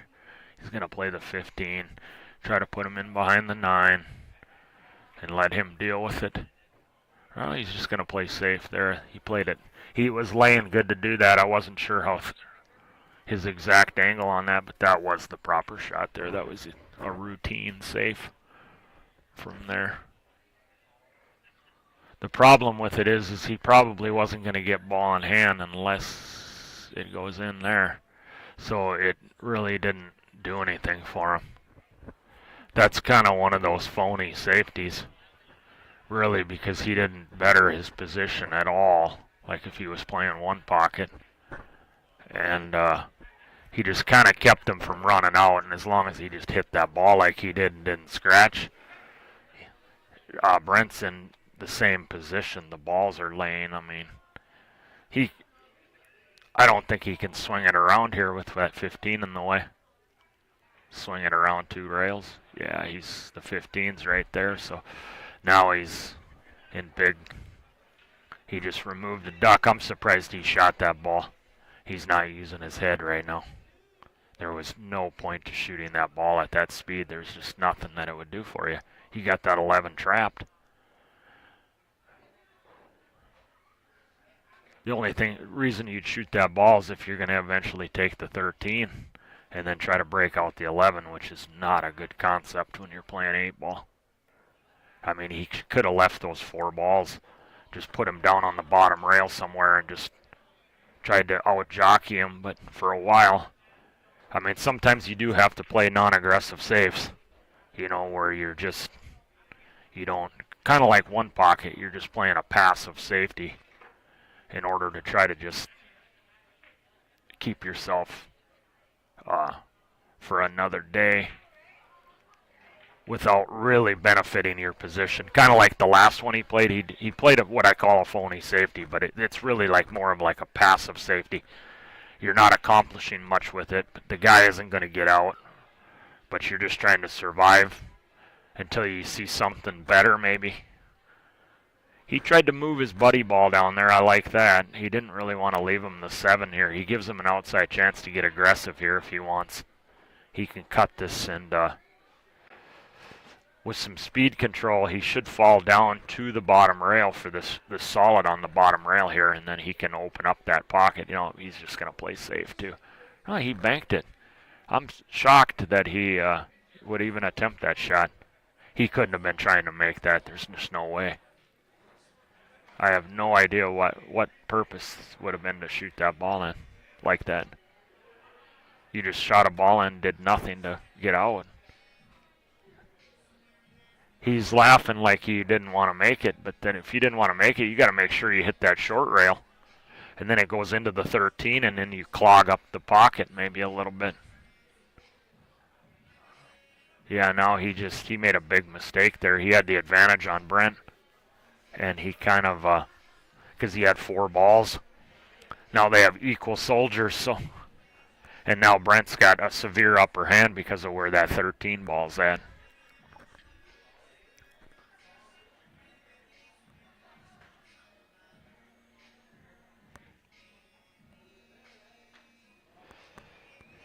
I think there's an outside chance here that he tickles these 2 solids here from behind. Yep, he's going to kick it. This is exactly what I thought.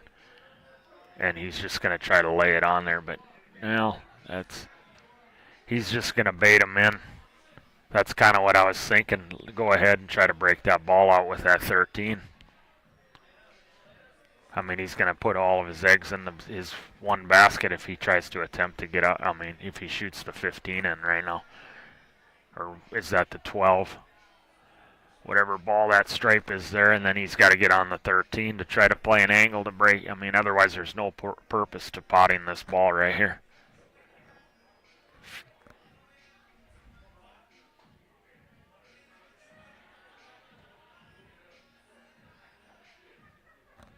Okay, he did. He played the smart. Well, not really. He missed it. He went too far up.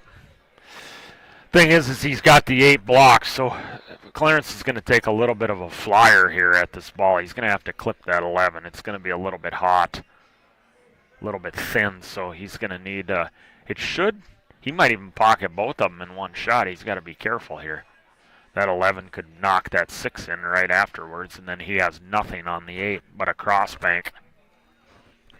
He would have a cross bank to the lower right on the 8 ball. So he's got to decide, I mean, and to do that cross bank, you're going to have to be you would want to be pretty far up table so that you can cross it and get the cue ball out of the way. You'd be running right into the 13, which would kill the cue ball so that you don't get a double hit. No chance of a double hit. Or double collision when they go off the rails. But he might not even attempt to make this. He called us safe, I think, or said something to him. See here, if he cuts it in, he's got to be careful. I mean, he could knock both of them in if he. That turned out pretty sporty. He gave him the run though. I think he sees the 13.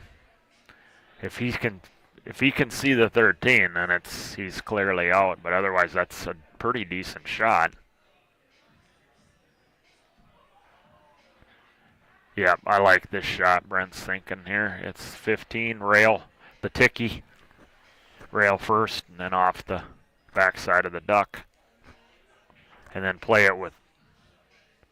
Don't just hammer it. You want to play this with total speed here.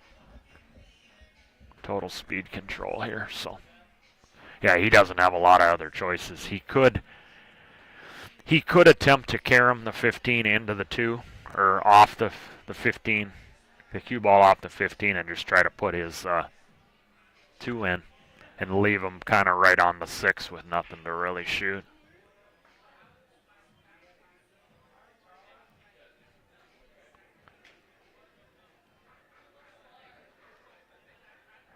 Otherwise, it's going to be the ticky, but he's got to hit this one good. He's got to cue this one good because he needs really good accuracy here.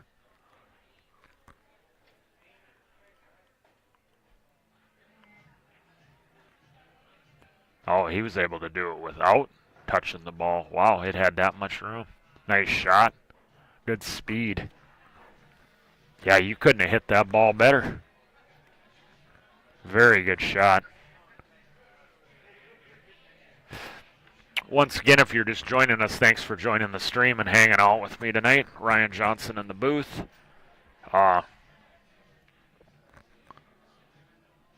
We got a lot of good 8-ball action going on here.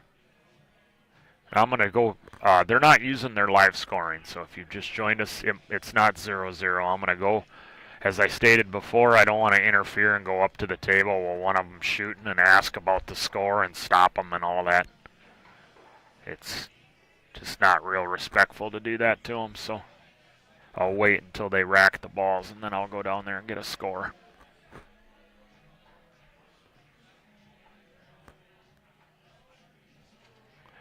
That was not a very good positional shot there. He's got to, I believe he's just got to bank it once back. He's going to back cut this ball. I like banking this, Brent. Bank it once back, you make it, you win. If you miss it, you lose. There's no safe here, no two-way shot. So if he feels that the back cut is his best chance of putting the ball down, then that's the proper shot for him. So I won't disagree with him on that. But you definitely got to put all your focus into putting the ball down.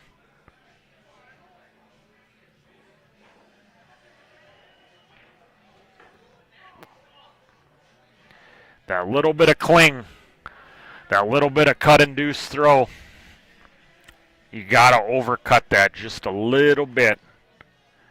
Cut it a little more always than you think, just to compensate for any cling or any cut-induced throw, because it will push it.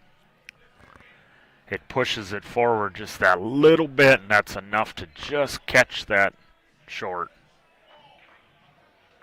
Especially if you don't feel like using any outside, any running English at all on it.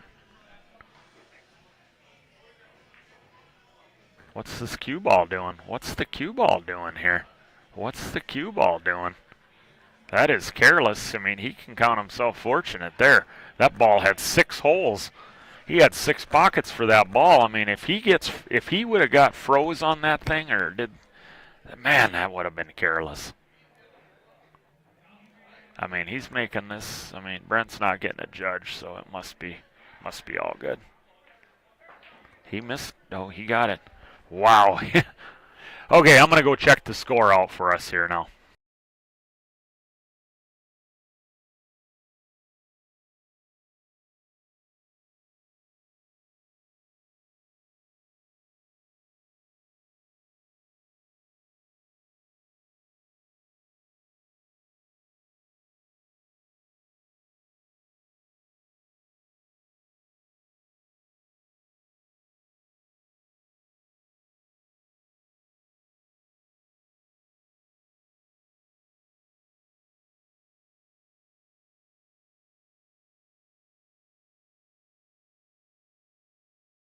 Well, went and did that real quick while he was racking. It's 2-1 Clarence. So, big game there. Race to, I do believe, let me check the bracket out here. Brent might be.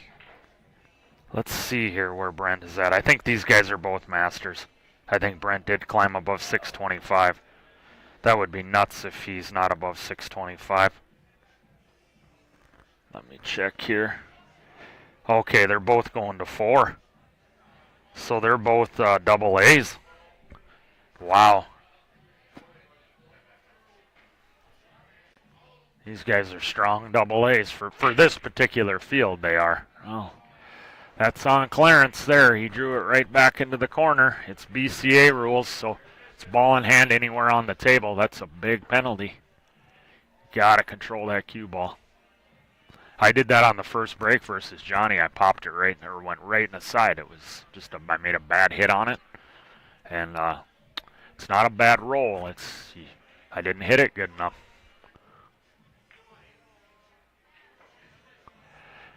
It's not even a bad roll in my opinion. Even if you pop that cue ball and stop it in the center of the table, and a ball comes and hits it in, that's not a bad roll. I could have chose to hit a soft break or a safe break, so I chose to hit it with some speed. And even though I controlled the cue ball, that's not bad luck. That's, in my opinion, that's just the nature of the game. It's not bad luck or a bad roll. I made a decision to hit it a certain way, and if you hit it soft and just play a safety break, you have no chance to scratch. 0. It's not going to ever get kicked in. So, therefore, there's consequences to your decisions in pool, and it's not bad rolls. To me, a bad roll is an unlevel table that you played perfect position, and the ball rolls off, and you get hooked behind a ball. Or you played the position and it rolls off and it goes right into the pocket. Now a good roll would be the opposite. You play a bad shot, you're going to scratch, and the ball rolls off and it keeps you from scratching. That's a good roll. But all the rest of it, people overstate the fact, oh, I got bad rolls. No, you didn't get bad rolls. You played bad shots. You made choices. You made incorrect choices. You played the wrong speeds, and bad things can happen because of that. If you don't run into balls when you're not supposed to, that's controlling the cue ball. You start running into balls, you start playing improper speeds, bad things can happen.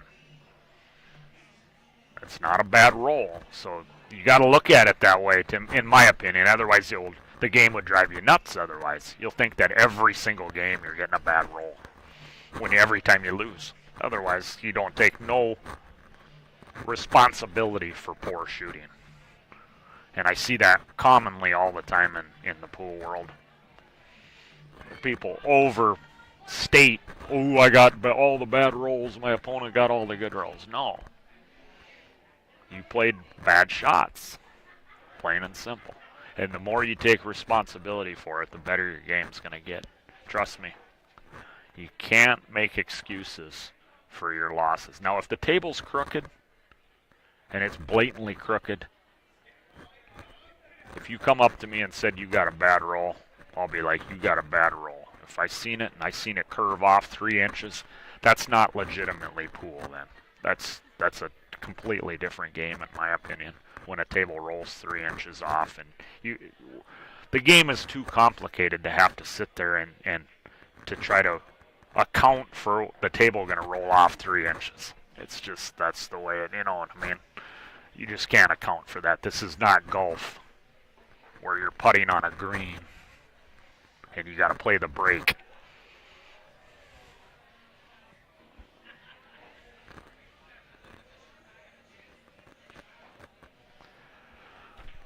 Eight ball's tied up there with the 1.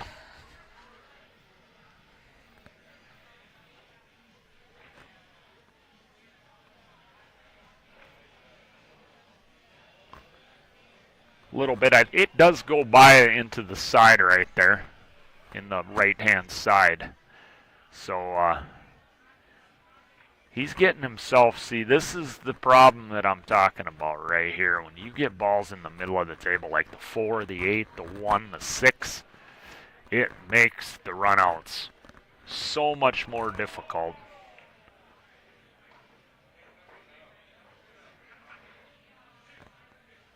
And also, establishing a really good key ball in these situations is so vitally important because of where that 8 ball is at.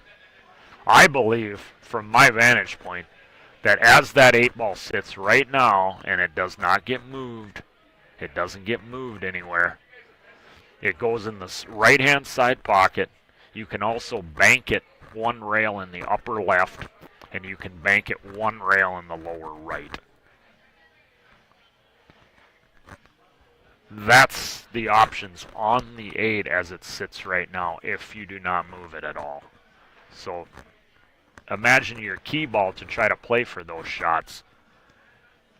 And if he tries running into this ball right now, he doesn't have to come up with a shot on the 14. So this is, he's got to play a good pool shot here.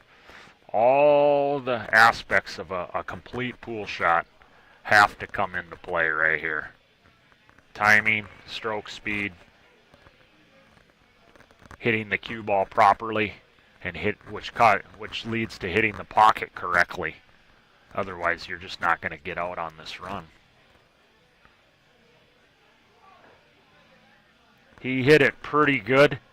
The only thing that he was off within the pool shot was his stroke speed was just a little bit too much.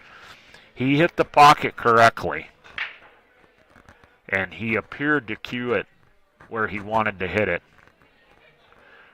His timing I felt was pretty solid there. So that was just a question, his gauging of the stroke speed for what degree cut he just had to cut on that ball. He didn't quite calculate his stroke speed there. And that's one of the hardest parts of the shot, is gauging the stroke speed that's required with whatever degree cut you're cutting the ball.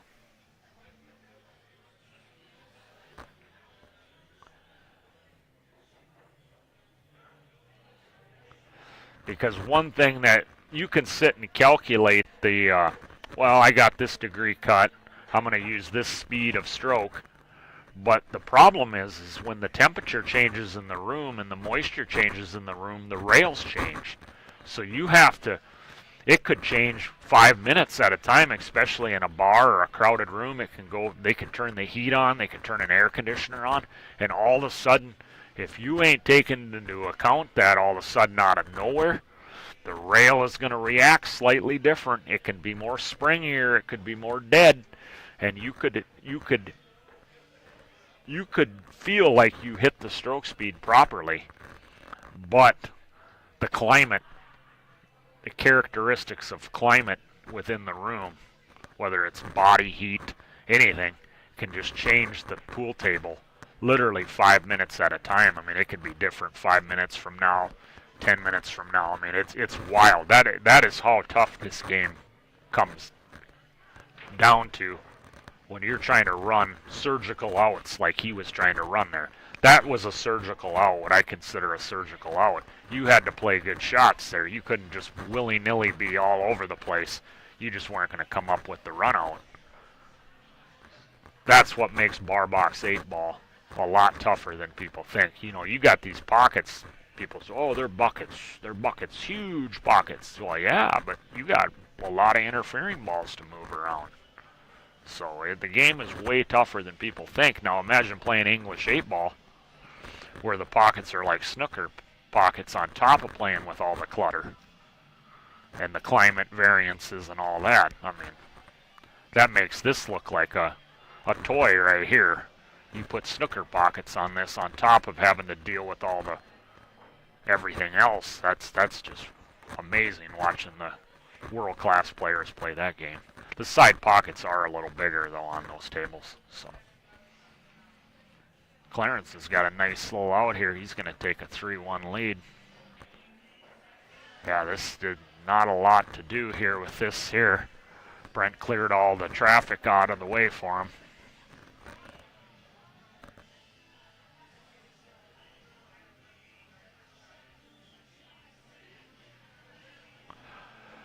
So where's everyone from out there in the pool world? We had someone from the Philippines on here earlier. That's pretty neat. We know what powerhouse country that is. Last time I checked, they had 33 of the top 100 rated Fargo rate male players on the planet. I haven't looked in like a month or so, but like a little over a month ago, they had 33 out of the top 100 male players in the world. One year, I think we had someone from, they said they were from Iceland. I don't know if they really were or not, but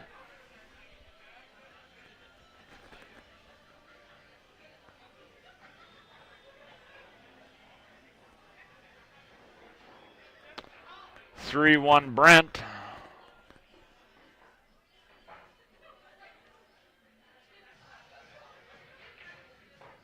Or 3-1 Clarence, excuse me.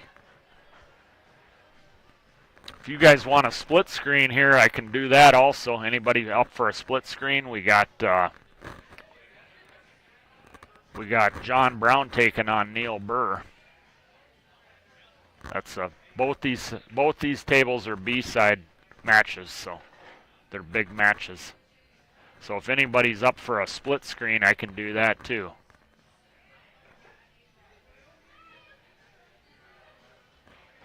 Just let me know in the comments section if anybody's up for that, and I'll definitely do that. Or we can just stay right here on one screen watching these gentlemen play.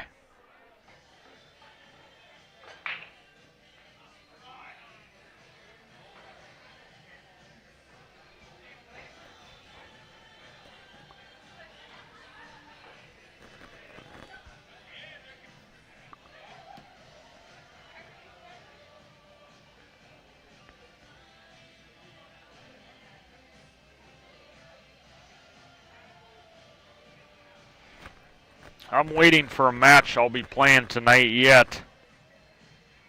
They're going to run us ragged here. That's the one thing about this tournament that's tough, is it's a stamina competition. It's not, the skill is important, but you also you're going to be playing a lot of pool at weird times of the day, and it makes it tough. But Brent's got a pretty decent layout here for solids.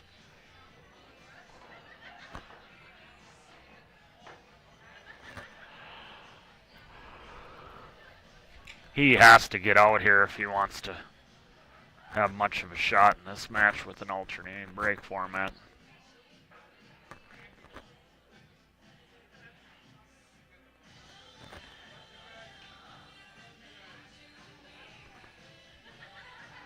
Yeah, I kind of see him. I think, if I see this correctly, my prediction's going to be that 6 ball down on the short rail here is going to be his key ball. He's got a tic-tac-toe run out here. It's tic-tac-toe here. If you've ever played tic-tac-toe, you know how it's an expression for being a real basic out here. Yeah, this is a road map here. So I envision him shooting that. I think he'll go 2, 4, 6, or 7. Yeah, 2, 4, 3, 6, 8 from here. He can pinch back here for the 4 ball.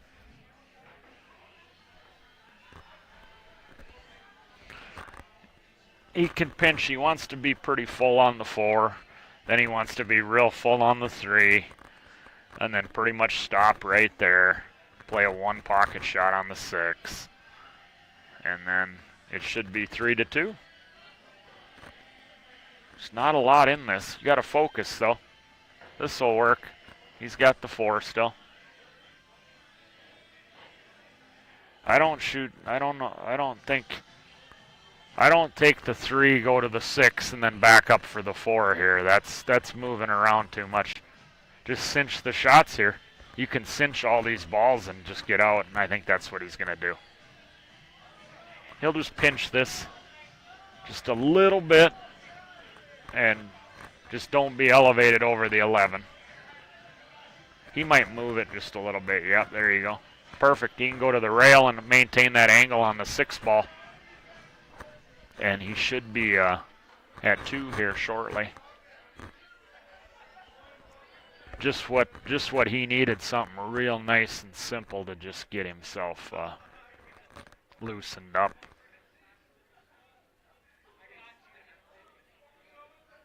Being down 3-1, this is exactly what a player needs that's behind.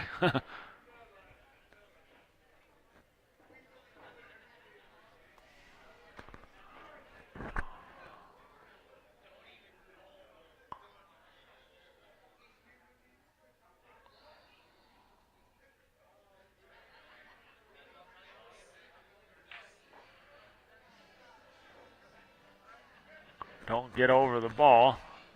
No, this won't threaten him at all.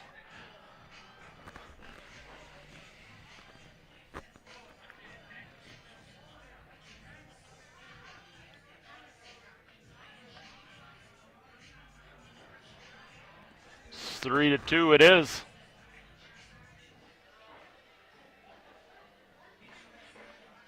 Check out a little split screen action here while he's racking the balls.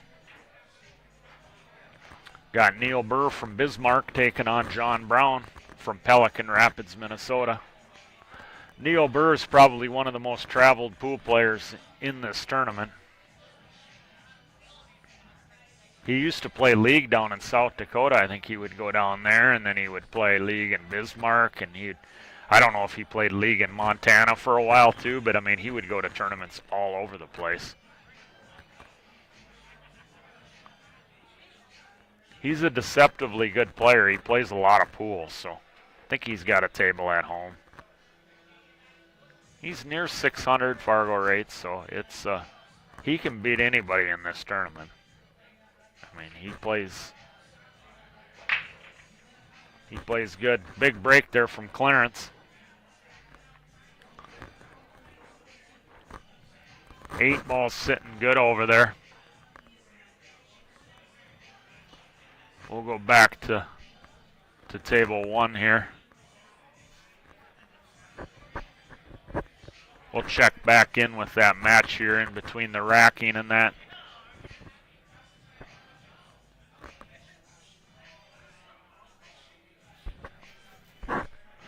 He's got issues with that 11-5, I believe it's the 10 ball.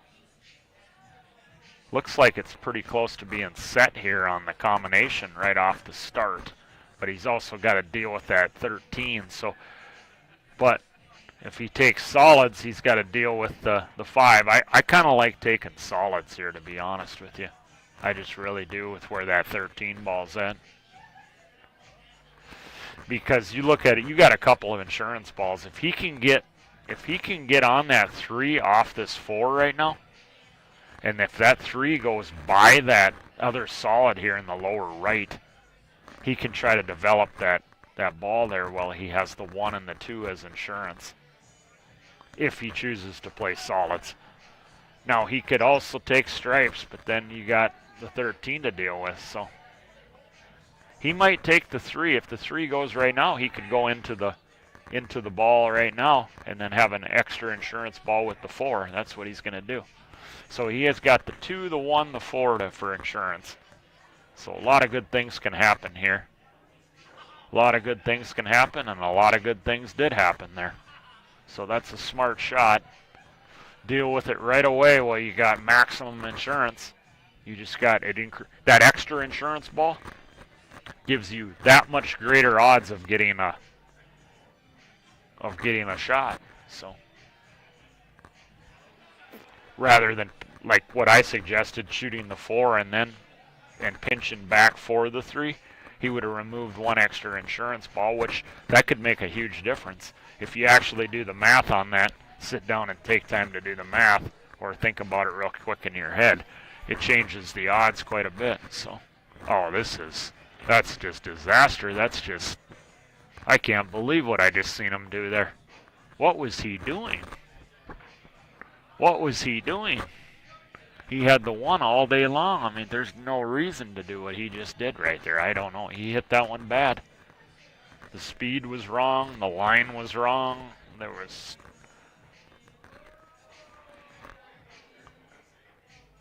Yep, I think he got lazy there. He lost focus. He lost focus, and that's a big, big, big positional error there. I mean, he took care of that trouble right away. He had everything in space. He's kicking himself big time. And Clarence shows it too. He was visibly frustrated by that, and that's Clarence is a national champion. He's won a national title, I believe. He's multi-time state champion. The guy knows how to win, but he's an emotional player. He's definitely going to show you how he feels.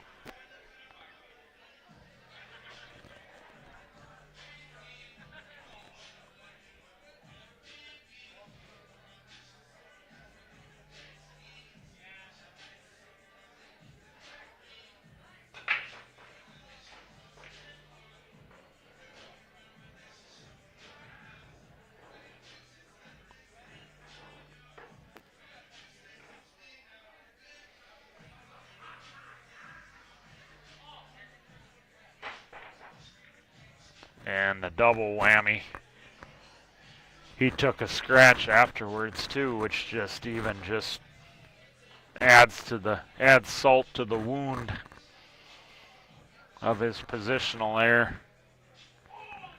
And that's what, you get in that frame of mind, that's when you play with emotion sometimes like that.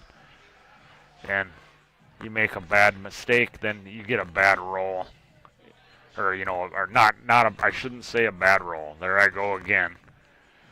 Listening to too many other people. You play a bad shot. That's the term. That wasn't a bad roll. That was a bad shot. I always catch myself now. No, that was not a bad roll. That was a bad shot. Because if he doesn't get out of position, he doesn't have to play the shot, and he could have played the jump better. He didn't execute the jump well enough. So you can sit there and think, well, that's a bad roll.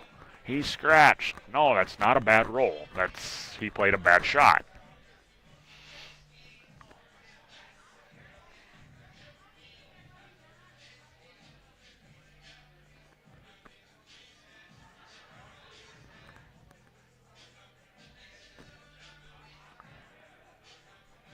I see it being a tie ball game here real quick, folks. It was 3-1 Clarence. Now all the momentum, he's hanging himself here too.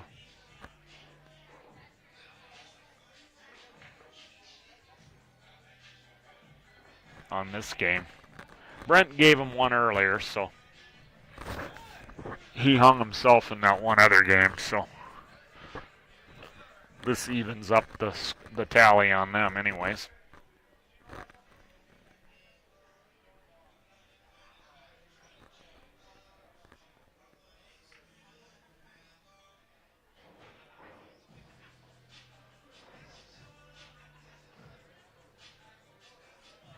He's got to draw back a little bit here, so he might have to punch into the rail and back across a little bit too. No, he just pinched it back. He totally cinched the ball. He didn't feel like pounding it into the rail and across, getting closer. This is good. That's a smart shot, that's how he usually plays the game. Like other guys would have forced it into the rail and across. A guy like, a couple different of those top players that I know, but they're real comfortable doing that. This is just the way Brent plays. And this is a good angle. All he's got to do is put the ball down and he'll be fine.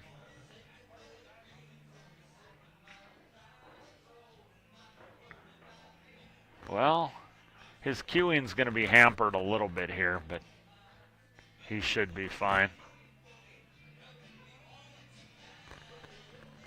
He's grinding hard here. It's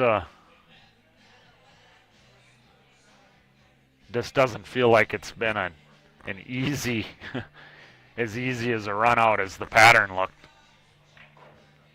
It's a good shot.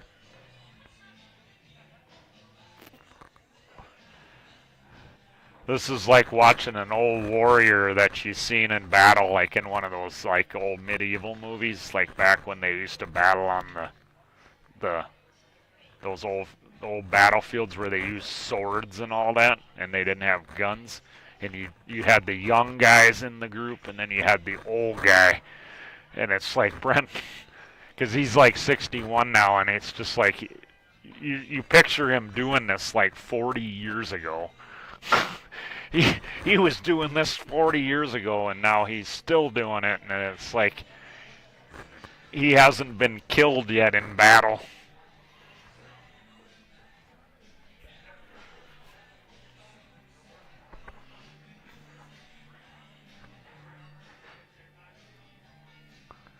That puts us at 3-3.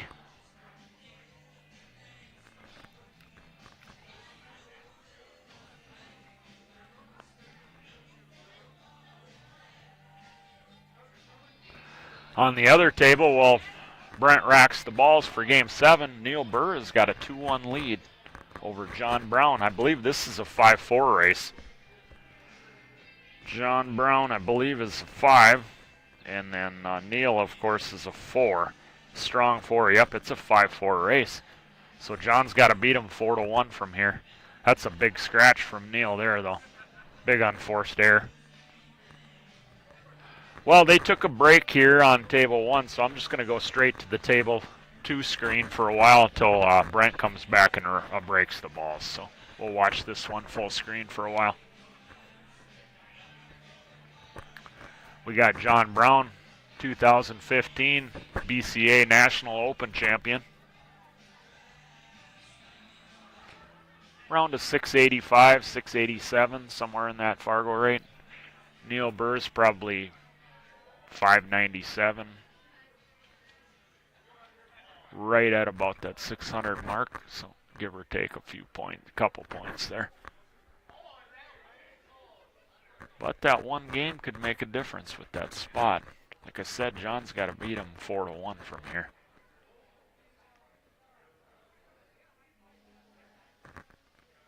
Scott ball in hand here. He's just looking if he can pick through that stripe without moving anything. It doesn't appear he can, so he'll draw into this now and he'll have insurance. He's going to have the insurance ball with the 9. So he'll develop these balls here. Develop that stripe.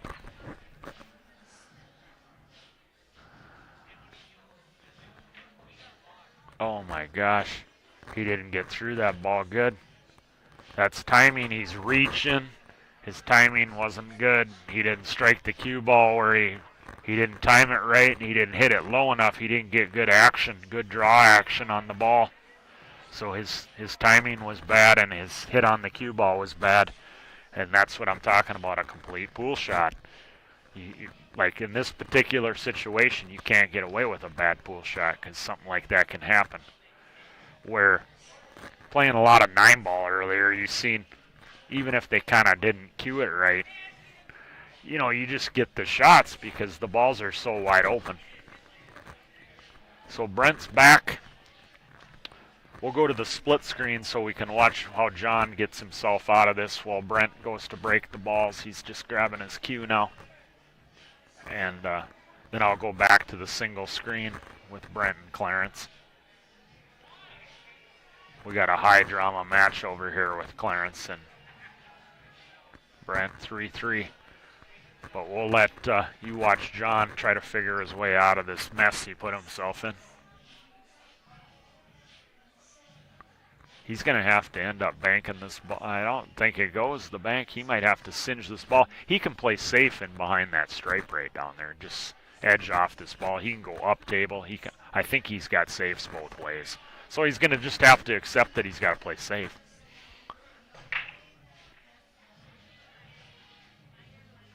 And Brent gets, it creeped him out that time. It's not a bad roll. It's, you didn't have to hit him like that. He didn't hit him right. If you hit him differently, it wouldn't have scratched. It sucks, but I've done it, and I've learned to just accept that's not a bad roll. I got to just hit it better. Or I could have chose to play a soft break where I have no chance to scratch. So when you make a choice to hit it with some speed and you don't hit it properly, bad things can happen. It's just that simple. He didn't hook him over here on the right. We'll stay on the split screen for a little while. This is a big game over here from Neil and John also, because Neil goes to 4, John goes to 5. You can find all the brackets on mpapool.com. Check all the brackets out. All the ladies' brackets for 9-ball, 8-ball, the warm-up 8-ball tournament, all the men's divisions, 9-ball, and all the flights, everything will be on mpapool.com. And it will be right as you pull up the page, that this event will be right at the top. And yeah, so you can find all that good information. We start the team event sometime tomorrow night or tomorrow afternoon. And then junior events start on Sunday.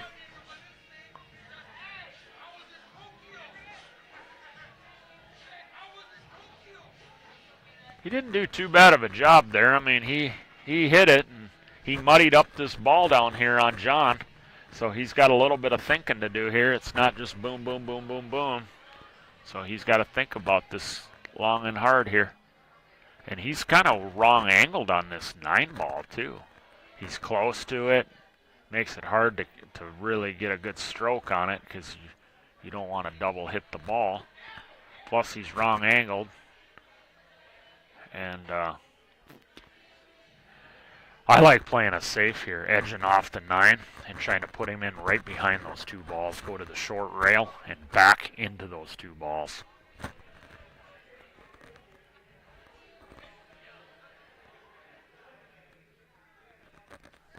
He could cinch this too and then play safe, going off the 2 balls and then trying to put him in behind. He could cinch this 9-ball in, then play a safe, putting the cue ball down, hit the tickle to 15 and come in behind this stripe right on the short rail after he cinches this 9. Try to bury him down there. That's what I like doing now that I look at it, yeah. Cinch this 9, get up on the 15 so that you can play a tickle safety off of it, edge off of it, and come in right behind that stripe down there on the bottom rail, 2 rails, and just bury him in there. He played safe and opened him up and just left him in the bank. I don't like that. The reason why I don't like it is because you're just giving, I mean, it's a chance. He gets to take a shot at the bank, where if you do it the way I was thinking and you get him in behind that ball, you are almost assured to win the game, because he has to play a miracle kick. And even if he hits the ball, you're most likely going to come up with a shot on the ball. Where here you're letting him bank it, come around, and he'll bank it in the side. He's liable to come 2 rails into the ball and come up with the shots perfectly and then get out on you.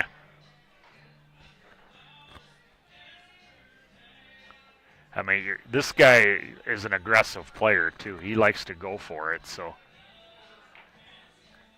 that's what did I call, folks? Did I call that? Look at that. I told you, man. You're just asking for trouble. I don't know why he played that safe like he did. I just don't know why he did that.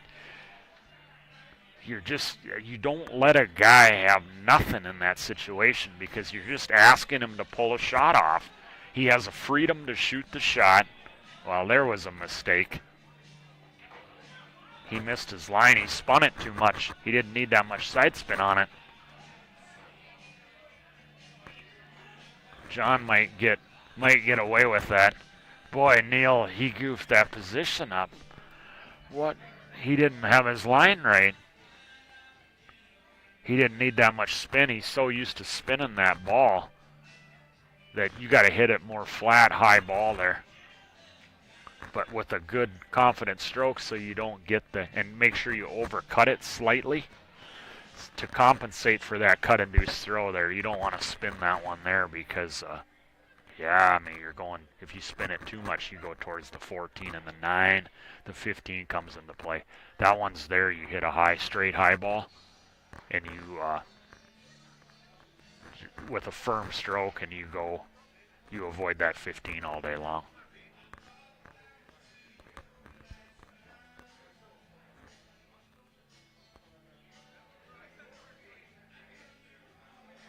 Yeah, that firm, it would have went down the tangent line a little bit longer before the top took, which would have caused it to give you the angle you needed, and then there would have been no side spin on it to shorten it to bring it towards those balls over there. And then he would have went right down to that short rail right between the 15 and through the 8, and he would have been right on it.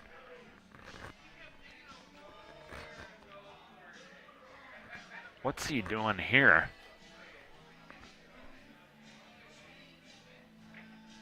He tried to bank it back. Wow, John can count himself really fortunate there that he's getting back to the table here.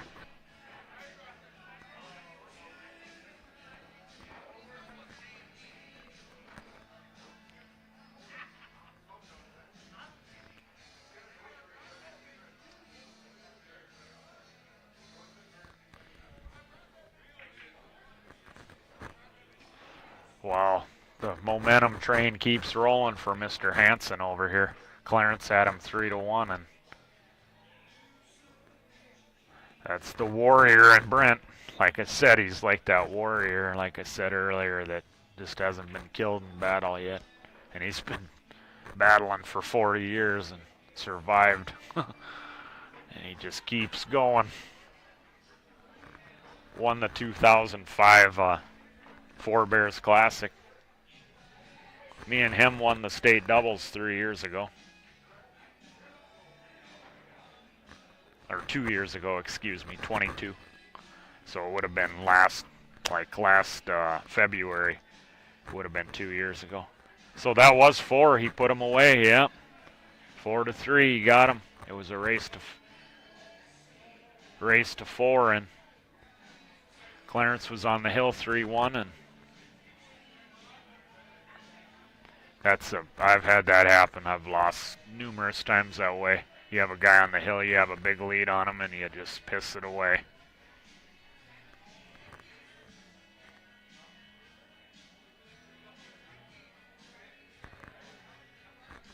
What's that, Beats, about audio?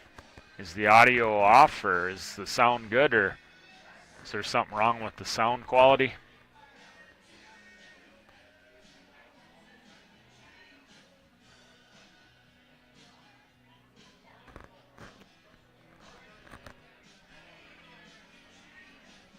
Yeah, I guess I don't know. Audio. ASSSSS. I'm not sure what that means.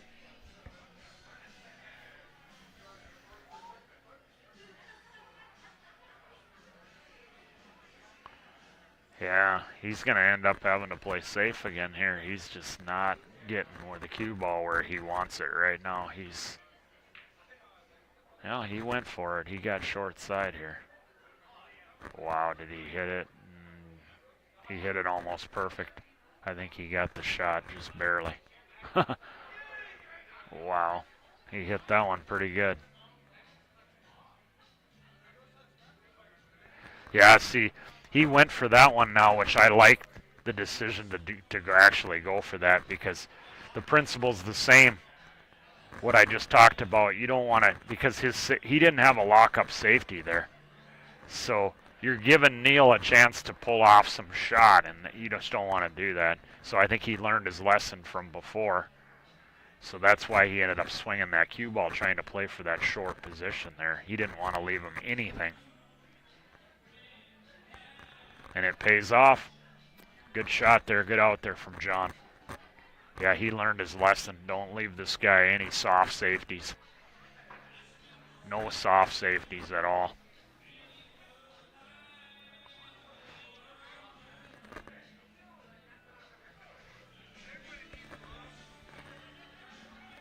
Quality very poor. You can't hear me at all. How about anybody else? Is anybody else having any issues with the sound quality?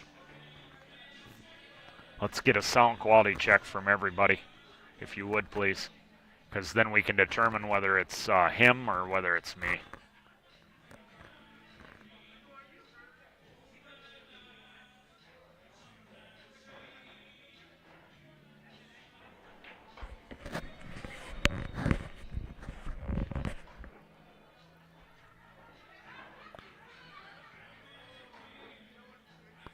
You are a little crackly.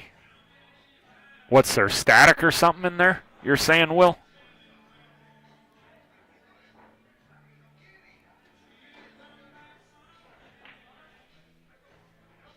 Loud and clear. Okay. Yeah, so I would check your audio or something on your end.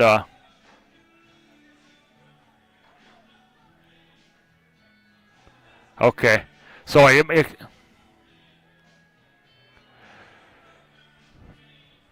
so yeah, I would check Beats. I would check your. I would check something on your end here. It looks like it's pretty good for most people. So.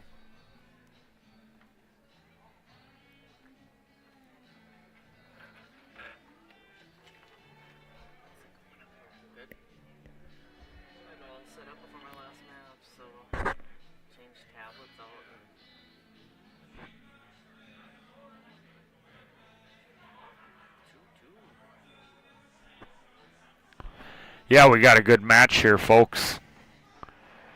That was a big game in that last rack there, Neil, when John left him the bank, and Neil broke out the ball, his last ball, and then all he had to do is get position on the 80. He'd have been up 3-1.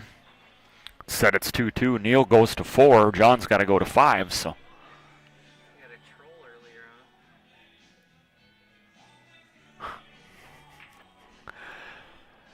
No, I mean, it's. I did a sound check. I think it's probably and on his end. It was just literally maybe 2-3 minutes ago. But so I asked everybody else. Most people seem like it's pretty good. So, you know, it's like when I'm at home. Is Shane Van Boning playing? I think Shane Van Boning's in Hanoi, Vietnam right now. I believe. I could be wrong. It could be the Perry Open in Da Nang, I think was first, but they might be in Hanoi now for the Hanoi Open. Yeah, Shane.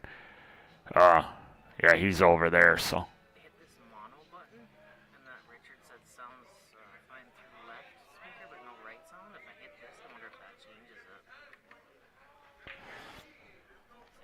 How's your sound now there, Richard? Is it any better?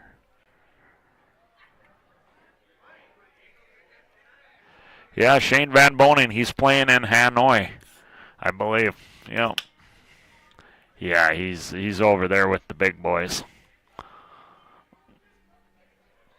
With yeah, I think Shaw, all them guys are over there. Filler, all those guys. Yeah. A lot of good Asian players over there, so.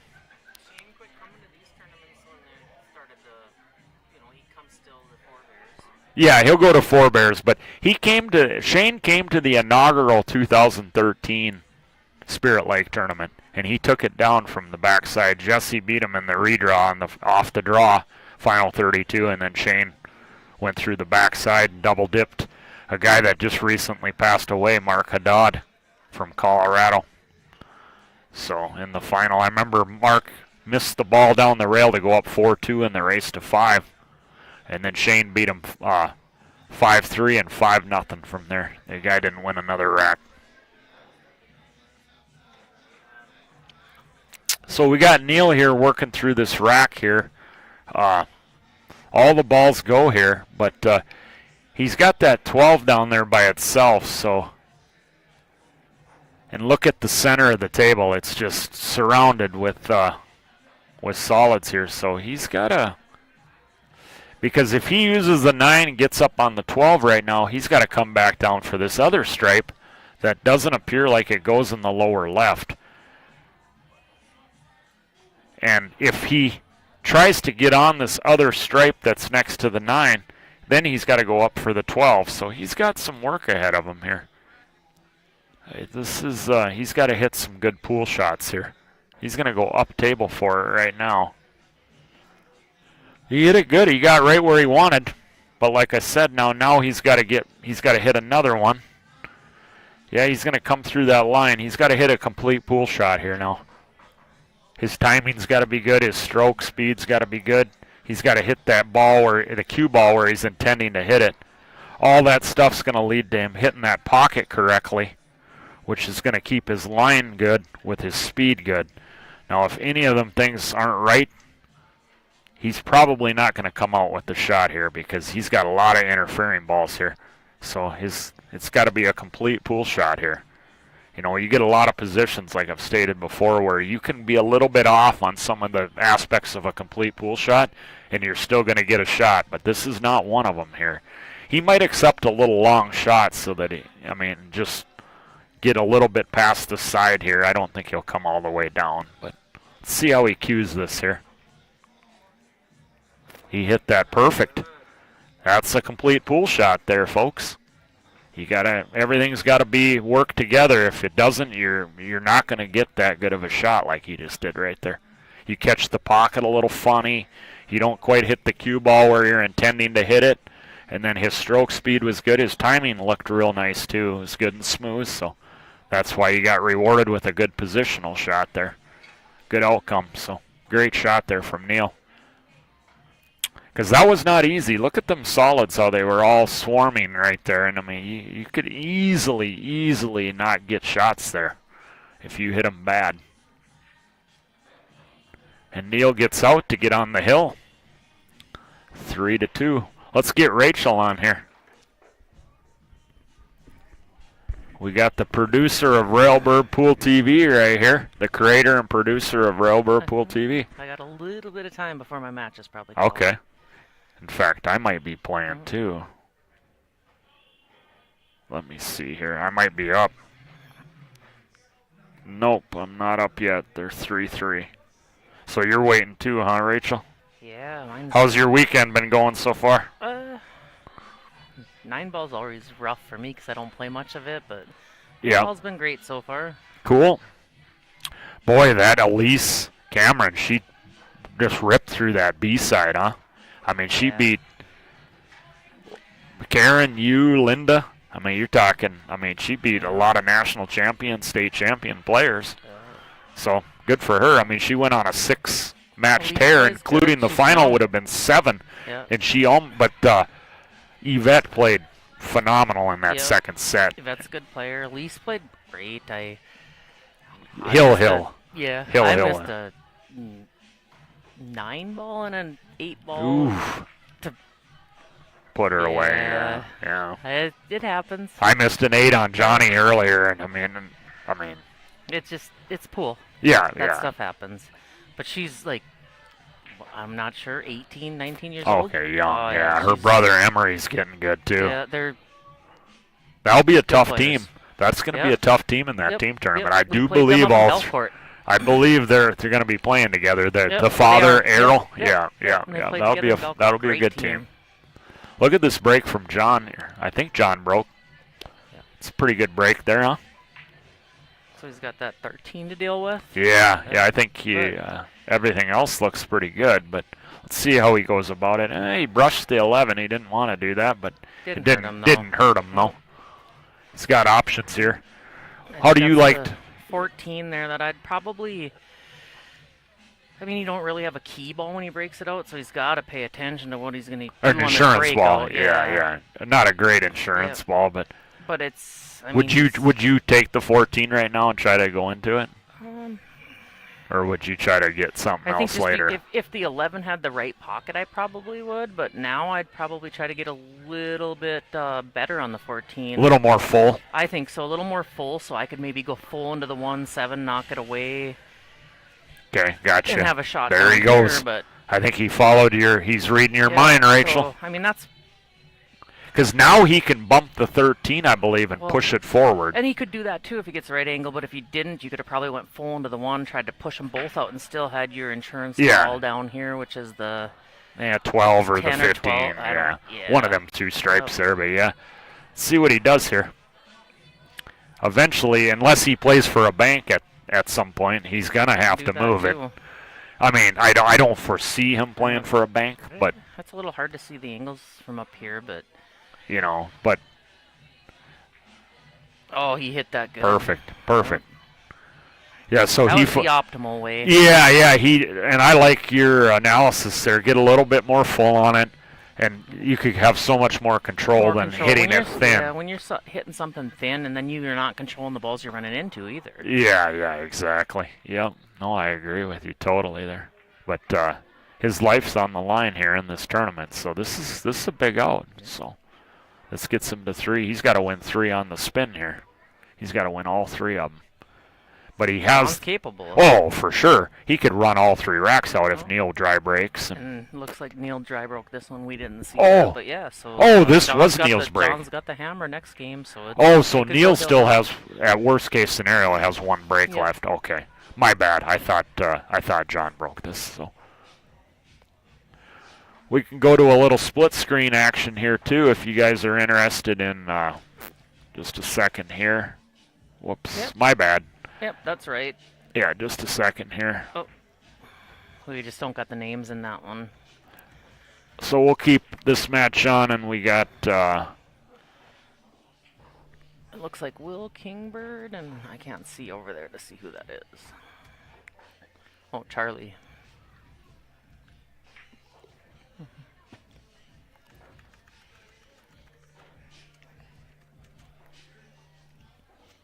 Will Kingbird from the Kingbird family over in Minnesota. There's a lot of good pool players in that family. They got a lot of them, much like the Brunels. They're loaded. Whoops. My bad here. I'm doing this bad. Trying to get the capital. Man, it's getting late. Okay, here we go. So we'll go with a little bit of split screen action for a while. See what happens. Can you provide a link for the draw? It should be pinned in the comments section, I believe. I thought it was. Yeah, I thought I had done that, but maybe it's not. So we'll do it again. Yeah, it'll be mpapool.com. But it was. I thought it was pinned when I came up here. But. And there's live scoring for every table in the tournament if you're wanting to watch any other matches going on. There you go, Don. And yeah, you can find all the brackets on there, all the divisions, ladies, all of them. The warm-up tournament for 8-ball. Not sure who won that one, who took down. Well, there was multiple divisions in that too, so they divisioned everything out, even in the warm-up tournament. So yeah, a lot of pool to be. Put this on your calendar, folks. You got a lot of pool. This tournament, when I first came here in 13, was just a men's open and a ladies open 8-ball. And now we got 9-ball for ladies. We got youth tournament coming in on Sunday, don't we, Rachel? We got youth. Oh, what? That was great, man. He shortened that. That was a good shot. So 3 divisions for the juniors, isn't it? Yep, we do. I don't exactly remember the age brackets, but I think it's something like 7 to 10, 11 to 13, 14 to 17 maybe. Somewhere in that area. Somewhere in there, but yeah. So yeah, that's a family-friendly tournament here. So yeah, you... Kids get first through third in each division. Trophies, we got, which they don't know about yet. We got a tube of Predator chalk and a chalk holder for each kid. Okay, great. And keep this in mind too, and there's cabins here right on the lake, so if you got a family and you want some room, you can rent cabins right here, can't you, Rachel? Absolutely. They got a few cabins here. The rooms are great. Room rates are great. Yeah, they did renovate all the rooms during COVID shutdown, so the rooms are pretty new overall. They're clean rooms for an average hotel you stay at. I've always felt these rooms were clean on average. Yep. You know, so So yeah, good tournament overall. I mean, they've really built it up, and plus the team tournament that starts tomorrow, the 3-player team and tournament. overall, 15,000 added to these events. Oh, okay, 15 grand added to all the events. Yep, that's the added money. That's not counting like them bringing in the tables and all that. Yeah, so yeah. They did a great job. Yeah, yeah. So we got John, brought it back. If he can break and run here, it'll be Hill, right? Yeah, yeah, yeah. He's popping it. Let's see if he's got the control. Ooh, he almost put it in the side. That would have been a... Oh, no. Shit. I mean, that... And we'll have this, I'll ask your opinion on this right now, Rachel. I told the stream earlier, I think the only time you can say something, this is just my opinion, when you get a so-called bad roll or a good roll, I only count that when the table's on level. When something like that, if that happens, you hit it bad. That's you agree? You can control. Yeah. I'm not good enough to perform, but you do something like that. That's something you can control. It's different if you get kicked in. If you squat that cue ball and you get kicked in, you can call that a bad roll. Okay, that's he did get kicked a little bit, but he lost it over. He lost it over on that rail. Yeah, shot yeah, across. yep. So I kind of agree with ball, you. Okay. If you squat it and you get kicked in, that's a bad roll. Okay. So yeah, that's nice to get your opinion on that. So that's where that's at, because I hear that a lot. People, or you get some people that I've known over the years. Every time they lose, they feel like, oh, I just got bad rolls. Well, you got to take some responsibility for your losses. I mean, and we're obviously not at the level of the players that can perfect that every time, but... And there ain't many guys here that are perfecting that pop break like even like Tyler or Steyer can do it. Yeah. Oh, yeah. I mean, but you gotta be, if you want to devote 2 hours a day to practicing a pop break. Shane don't even have. I mean, he'll lose it once in a while. Yeah, yeah. It's. I don't think it's possible to perfect it. Not completely, but him and Tyler got it about as good as you can get it. But yeah, you're correct. I agree with you. If you're gonna play that break, you gotta expect that's gonna happen once in a while. Yeah. Well, can Neil close the door on him though? That's gonna be the question. This BCA rules, it's a big penalty scratching on the break, ball in hand anywhere. So speeds the tournament up a lot, which is a good thing. And I think maybe you should be penalized for scratching on the break. So it makes I like you think. The rules. It makes you think. You gotta. I asked Rory one time. He was playing Felix Beardy and it went hill, and all of a sudden Felix switched to the second ball break. And I asked Rory afterwards, why did he do that? Rory ended up beating him. And he's like, well, because it's such a penalty to scratch on the break with ball in hand anywhere now. He wanted to make sure that he didn't mishit it at all. He wanted to put a ball down, and he felt like any kind of pattern, he was good to get out, and he didn't want to scratch, but he ended up not getting out. No. And players at that level know, they feel how they're hitting that break, and they know when they got to switch. Felix, one of the best I've ever seen playing in tournaments around here. Yeah. He could get out on anything. That's what I mean. Come out with. So, second ball break for him with a few tied up balls or having to make a couple hard shots. That guy was amazing when he. Yeah, he is a surgeon. He could do a surgery and scramble good. He was a good scrambler. But like Neil's got the 15 to deal with here. Does it go by the 1? This stripe gets you on it, though, this down here after he shoots the 11. But he's got a little funky situation here, though. Does he go forward right where he's placing his cue? I like that. Then he gets pretty full on that stripe and goes forward for that 15 in the other corner, and he should be out. I mean, he's going to have a tight pocket with a long shot. Yeah. With the angle he just left himself. Yeah. So now he's looking at drawing it all the way back, which I don't mind. I mean, as long as you can control that cue ball. Because he's got a little bit of an angle here. Yep. I mean, you see that? So, I mean, drawing it back. Forward to get to where he has to play that. He's going to be a long shot. Yeah, and it's tight. Yeah, but if you're looking at the pocket and the ball at the same time, but you don't want to be a blind cut. Blind cut. So this chose your route, which was This is the smarter, like, but it route is where you're tight. getting, But at least he's looking at the pocket and the object ball all in the same now line. you can't really tell from here which angle he got. If you can, like, roll this in. I think he if got. he's- I don't think he's exactly straight. Yeah. This is a little Yeah. I mean, if dicey. he's got the angle rolling towards the 15, He this could be could be in tough. trouble. Yeah. He's got to stay still on this shot. Oh my, he missed it. But John, that eight. But you can tell the way he missed that. He had the wrong angle. He was. Yeah, exactly. And I could see his angle. It was going slightly towards because I'm looking right down the thing, right on the table, not off the screen. Yeah. So what's John do with it? He's got something to figure out on this 8-ball. Oof. Yeah. I mean, it banks eventually. I mean, he's got the one to try to get it out of there too. Yeah. Would you save the 3 at the end and then just play for a dead bank? You get along the rail and bank it I back. mean, that's a good option. But you could go into it like you're saying. Yeah. But you could get stuck You in can get there in a lot of trouble. doing that. If you hit the bottom side of it, you could get in trouble. I You don't really have a ball that's just a hanger or anything to. Yeah. I definitely like saving the 3 for the end and play for the bank. Put the cue towards the rail and just play. That's to me. That's almost like you need a bank to save your life. Yep. You make it or you don't.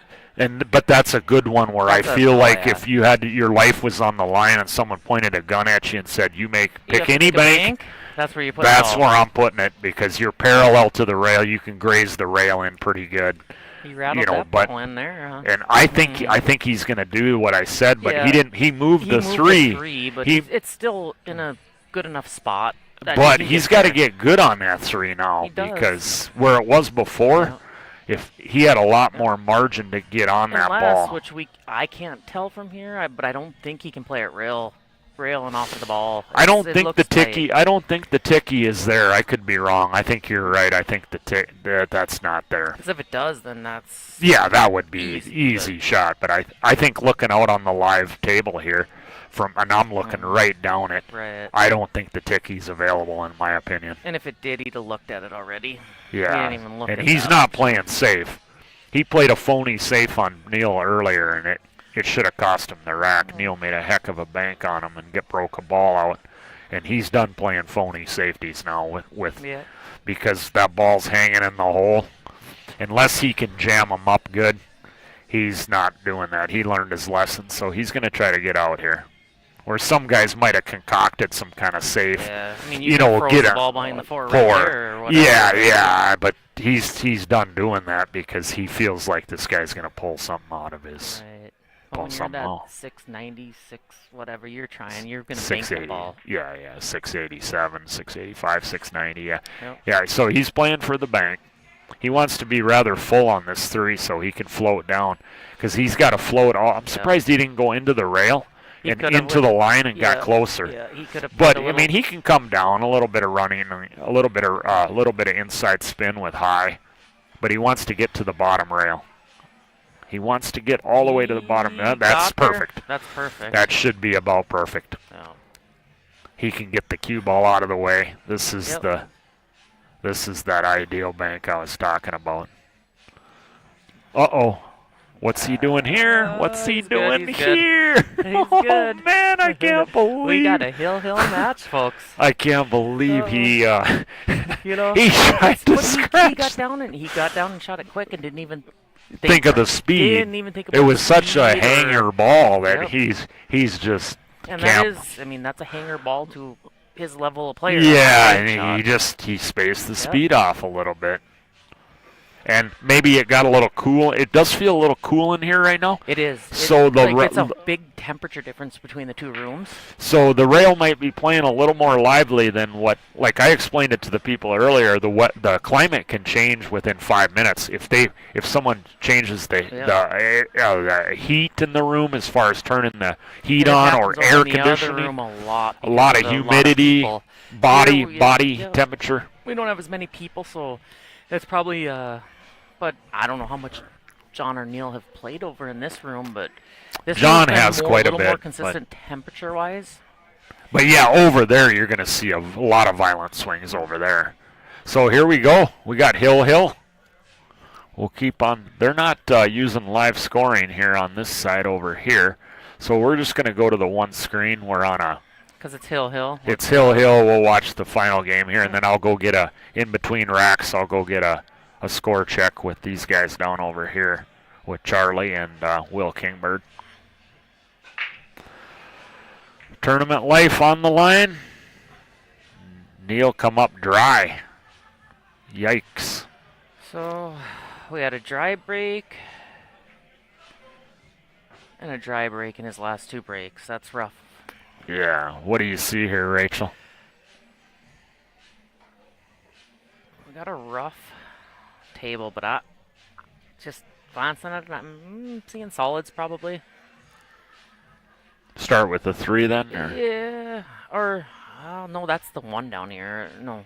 Yeah, that's One's the 9. in the center. Okay, yeah, that's the 9. So, That's yep, 9 yep, here, yep. 9, 4, 5, I believe, and then another stripe there. So there's some work here. So he's going to shoot the 2. You like the solids? I like the solids. Okay.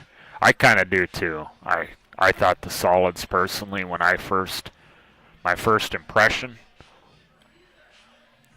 And so his main problem's that 5 ball? Yeah, I think I agree with that. Now, if you take someone like a Rory or a Mark, I can guarantee you they would still be studying this pattern. Oh, absolutely. Because those guys, when that opening shot, I learned big time from Rory and Ole that to look that table over and make sure that you're not overlooking something. Yep. And then Ole would get in a rhythm and just run out. But that first looking the table over, he would take a lot of time. And then after that, he would get in rhythm and just pick the balls apart. Rory's the same way. I got to check out, guys. But all right. Well, thanks for stepping in there. We got... you guys all have a good night out there, and we will be back. What's the schedule tomorrow for I the haven't team heard event? Yet what team's supposed to start at noon, but there's still a lot of singles left, so we're not quite sure what's going to happen with he that, had but put on the bracket, like my bracket, there'd be matches at 11, noon, 3, and so he's playing around it evidently, huh? Yeah, and that could all change, but okay. I think I just seen John maybe miss a shot. I looked away for a minute, but Neil still He's got some issues. Yes, he does. I mean, if he can see that 9 now and he's going to try to go for the out, probably.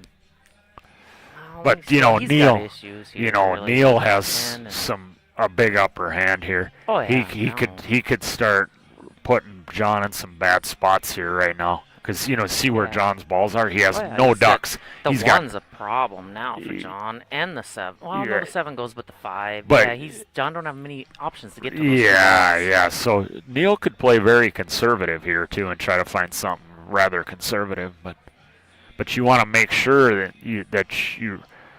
if you do it, you got to make sure you're doing it right, because John's a very experienced player, so he could see something that you're, and reverse a shot. He doesn't necessarily have to go for it. He could try to reverse and switch the table. Who's in control can change real quick. Yeah, because he's a very advanced player. So but Neil's a rather aggressive player. You don't see him play a lot of straight up defensive shots. If he can get out, he's going for it. Yeah, and it looks like he's going to take a run at it. So yeah. Everything works different for different people. Yeah, exactly. And he's a great player. Yeah. This here, he got himself a little elevated here, though. So he put it down, though. Good shot. So looking at the 9 is going to be the issue, and the 11. Am I seeing that right? He's got some... Yeah. He's got a little work on those balls. But even like the 9 don't get you on this. Is that the 10 down there? I think so, yeah. I mean, it's all tricky from here on out. Yeah, see, me personally, I'm starting to think about, I might have punted on the first shot. I think I'd have punted on the first shot because to get out on this table where it was from the beginning, you had to be able to play precision shape.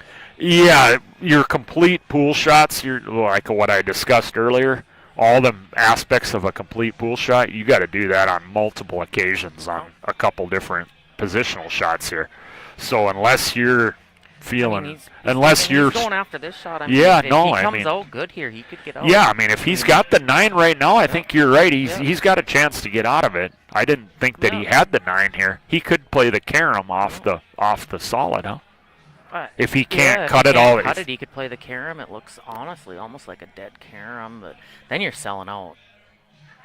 Oh yeah. I mean, if you don't make it, you're betting too to get on this stripe down on the bottom you almost have to play the carom and maybe bump the 10 from that angle to get on it. Okay. Is he playing safe finally? No, he's going for it still. He's going. He got on the 11. You see that? Yeah, I think he's got the 11 here. But and now if he draws back for the cut on the 9, he could. But then how do you get on? 10? Yeah, that's. Then you're maybe trying to. Yeah, he's still got that 7 to take a tough cut on the 10. Jeez. I don't know. You're in trouble. You got to play. Does it go right now? Does it go right now by that solid? You still got to get on the 9 too. But do you draw back for it to cut it in off the 11? Draw back for it, then go forward and go into the 5 and have the 9. I mean, if it goes by, I don't know if that stripe goes by that solid that's on the short rail. If it does, he's queuing. He's good. He's going high here, so he's not. He's going high. Wow. I think he's in trouble now. The percentages of him. Okay, I'm so interested in this game. I forgot I have a match. Yeah. I'm out, guys. Okay. Thank you. Good luck, Rachel.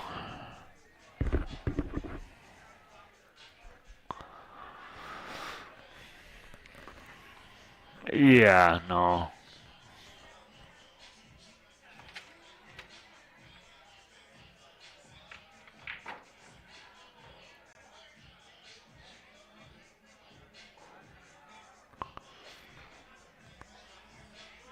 Well, he's getting himself further and further into now he's going to play a safe. And this is, he gave it a valiant effort to try to get out here, but everybody's got to choose how they want to play the game, and it's I don't want to second guess him too bad here. He felt like he could get out there. Me personally, I would have punted on the very first shot. Just simply because I would have left 5-6 balls on the table. Because now he's punting here, and he's contained him in that. That's a pretty decent shot there. He didn't give him a lot of easy safety opportunities here, so it's not a bad shot. But he's down to 2 balls. If John can figure out how to get that cue ball away, Neil's going to be in big trouble. But Neil might have put him in a spot here where I think he can tickle this ball and send it up table. All the way up table, I think. I'm not sure. I could be wrong on that. Not sure what John's looking to do here. We're going to find out here. Is he playing the kick? Does the 9 even go? Okay, because he's leaving the carom here. He's leaving the carom shot here.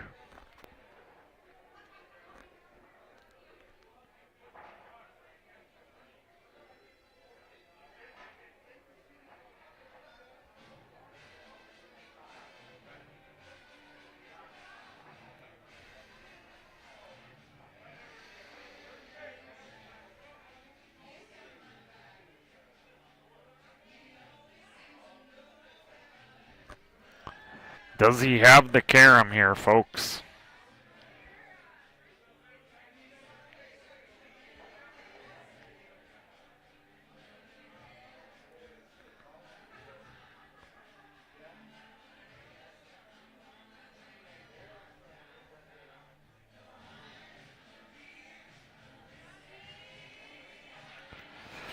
So I am up on table 16, so I gotta split, folks. So thanks for tuning in tonight.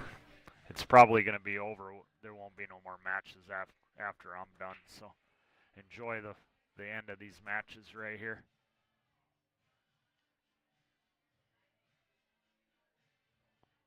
We'll leave it on the split screen because these guys are going to be done soon. Have a good night, everyone. See you tomorrow.